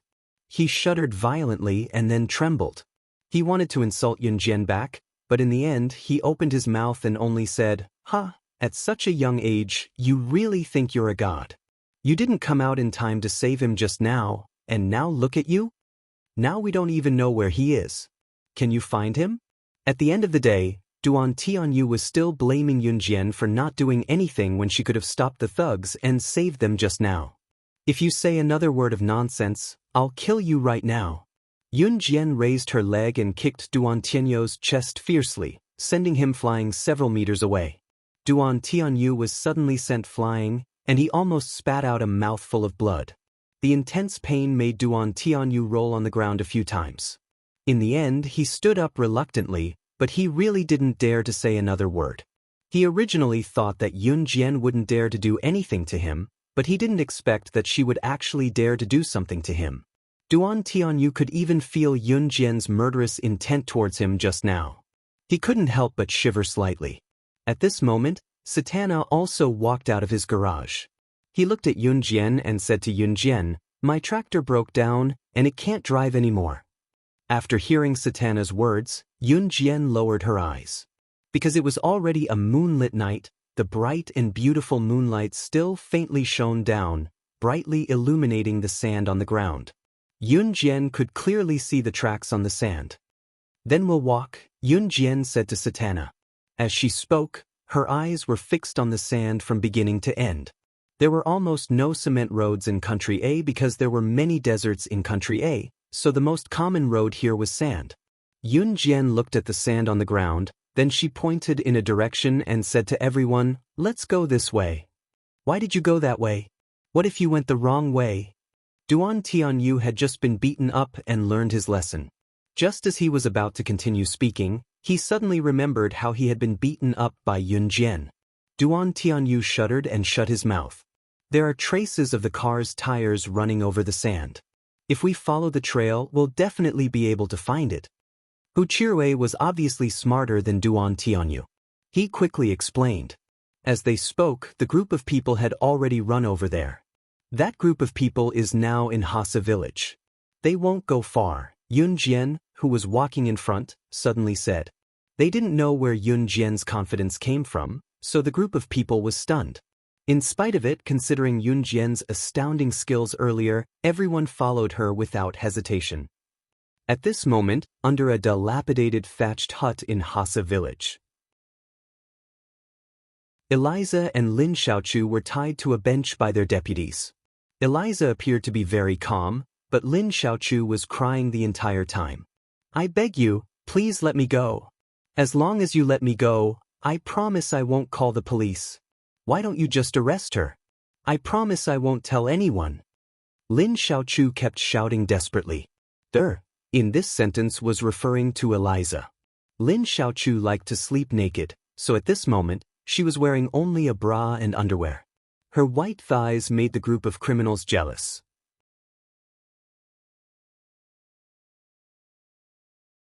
Chapter 1155. As soon as the gangster finished speaking, 5 or 6 gangsters had already unbuckled their belts and walked towards Lin Xiaochu. The gangster who was touching Lin Xiaochu's thigh tore off Lin Xiaochu's underwear, directly exposing Lin Xiaochu's embarrassing private part. "Get lost. You disgusting Country A people. Get lost." Lin Xiaochu began to howl. She was so shocked that she forgot that these gangsters could speak Chinese. "Mother ****, you want to do this the hard way." The gangster slapped Lin Xiaochu's face, immediately causing her face to swell. At this time, one of the gangsters who had unbuckled his belt had already come forward and pulled off Lin Xiaochu's bra. In the end, only Lin Xiaochu's endless screams were left. It was still very late at night. Near the thatched hut, Yun Jian and the others followed the tire tracks and found this place. "It's that van." Hu Chirui pointed at the van beside the thatched hut. "Let's not alert them." As soon as Hu Chirui finished speaking, Yun Jian did not have any intention of hiding her whereabouts and walked in that direction. F***CK. She's crazy. I told you not to alert them. Duan Tianyu saw that Yun Jian did not listen to Hu Chirui, and he could not control his mouth, so he immediately shouted, "Shu, follow her." Hu Chirui reacted quickly. He saw Yun Jian walking forward and knew that Yun Jian must have her reasons, so he did not say anything and followed her. On the other side, Yun Jian had already arrived in front of the thatched hut. The door of the thatched hut was only covered by a piece of old wooden board. Standing outside the hut, they could hear Lin Xiaochu's low moans from inside the hut. The candles in the hut flickered. When Yun Jian heard the sound, she knew what was going on inside the hut. She lifted her leg and kicked open the old wooden door. As soon as she entered, Yun Jian saw a group of gangsters in front of her wearing only a pair of shorts that covered their lower bodies. They stood by the side and watched with satisfaction as a gangster pounced on Lin Xiaochu's body. Little Chu Lin had been screaming at the beginning, but now she was actually enjoying it a little. When Yun Jian kicked open the wooden door, she was shocked to see the gangsters inside. This group of gangsters did not expect Yun Jian to find this place. When they saw Yun Jian, this group of gangsters quickly retreated to a corner. They did not forget how Yun Jian had killed people before. As soon as the thug on Lin Xiaochu's body retreated, Lin Xiaochu didn't even have a piece of cloth to cover her private parts. Hu Chirui and Duan Tianyu, who had followed closely behind, also saw this scene. Hu Chirui caught a glimpse of this scene from the corner of his eye. He quickly turned and left. Xiaochu! When Duan Tianyu saw this scene, he roared. However, because he was afraid of this group of gangsters, he did not rush forward. Yun Jian pretended not to see anything. She walked straight to Eliza and untied the rope that bound Eliza. Aside from the fact that she had watched a free reality show, Eliza wasn't injured at all. Even when Yun Jian walked out of the thatched hut with Eliza, that group of gangsters did not dare to make a sound. Because they thought that Duan Tianyu was with Yun Jian, this group of gangsters saw that Duan Tianyu had untied Lin Xiaochu and did not make a move. Yun Jian had just walked out of the thatched hut with Eliza when suddenly, the sound of a black Lamborghini came from afar. Finally, the car braked and stopped on the spot. One of the two figures who got out of the car made Yun Jian smile slightly. Country A was a poor country. Hassa village was already considered a big village. A family like Satana's was one of the best in the village. If they could own a tractor, they would be considered rich. Eliza and Satana were stunned by the sudden appearance of this black Lamborghini. Hu Chirui and the others had also never seen such a high-end sports car. They were stunned.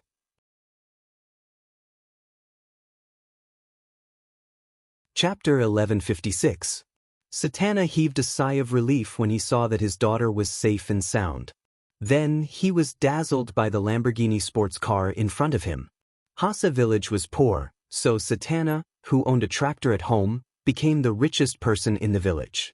Therefore, when this dazzling black Lamborghini sports car sped over, it simply blinded Satana and Eliza's eyes. Although Hu Chirui and the others were not as exaggerated, they had also never seen such a high-end supercar. They had only seen it in the newspapers before, but they did not expect to see it here. They were immediately dumbfounded and could not help but take a few more glances. As for Duan Tianyu, he was still roaring in the thatched hut. His beloved woman was being sullied by this group of ruffians one after another. His heart was bleeding.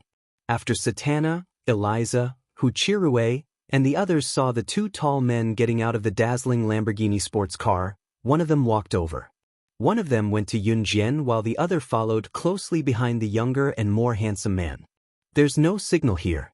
How did you find this place? After Yun Jian saw Ce, she walked over without waiting for Ce to come up to her. Then, she took the initiative to stand in front of Ce and asked in a soft voice. When Ce saw Yun Jian sticking to him, he smiled and pulled Yun Jian into his arms in front of Satana and the others. His originally sharp black eyes instantly restrained, like a wild falcon suddenly seeing something it liked. In the blink of an eye, he restrained his sharpness and revealed his most gentle expression. Seeing this scene, the few people who were standing in the distance were obviously shocked by Siyi's mysterious and strong aura. When they saw Siyi's gentleness toward Yun Jian, they were a little stunned. He gave off the feeling that he was an innate powerhouse. The people present could only watch from afar and could not get close. But when he faced Yun Jian, that kind of aura was instantly restrained. It was as if he was holding a beloved treasure. Even the gaze he looked at Yun Jian with was full of doting. Ce unconsciously held Yun Jian's small hand, then said to Yun Jian in the most gentle tone, "Before you guys came, Adam sent me the location. I found Adam and he told me what happened just now." Obviously, Ce had followed the tire tracks of the van to find them. Yun Jian nodded lightly. At this moment, Ce had already pulled her into his arms. "Emosen, kill everyone here." When Ce raised his head, his gaze shifted from Yun Jian to Satana and the others in front of. His eyes suddenly, he looked at Satana and Hu Chirui as if he was looking at a dead man. Was this man crazy? Satana and Hu Chirui thought that since Ce was with Yun Jian, he was one of them. They did not expect Ce to say such a thing. Kill everyone here? Don't kill them. Kill the group of criminals in the house. Yun Jian grabbed Siyi's ice-cold hand and said, Yun Jian had come here to obtain the legendary sharp knife that could cut through steel like tofu. If Satana died, she would not even know where the knife was hidden. Since it was Satana's family heirloom, it must be hidden in a very secretive place. Don't blame Yun Jian for being greedy. She, Yun Jian, had indeed stopped Siyi because of that knife. I'll listen to you. After hearing Yun Jian's words, Siyi said gently to Yun Jian. Then he reached out and gestured to Immerse behind him. Immerse saw this and walked into the straw hut. At this moment, Lin Xiaochu, who had already put on her clothes, staggered out of the straw hut. Because Lin Xiaochu was covered in the smell of criminals, Duan Tianyu did not want to help her up. Not long after, the screams of the criminals begging for mercy could be heard from the hut, as well as the sound of blood splattering everywhere. Satana and the others stood in place with pale faces. You're tuning in to the Dreamy Chapters YouTube channel. We're so grateful for your support, and don't forget to subscribe to join us on this incredible journey through captivating stories. Your generosity through donations truly makes a world of difference, as it's the primary source of revenue that allows me to expand and enhance this channel for you.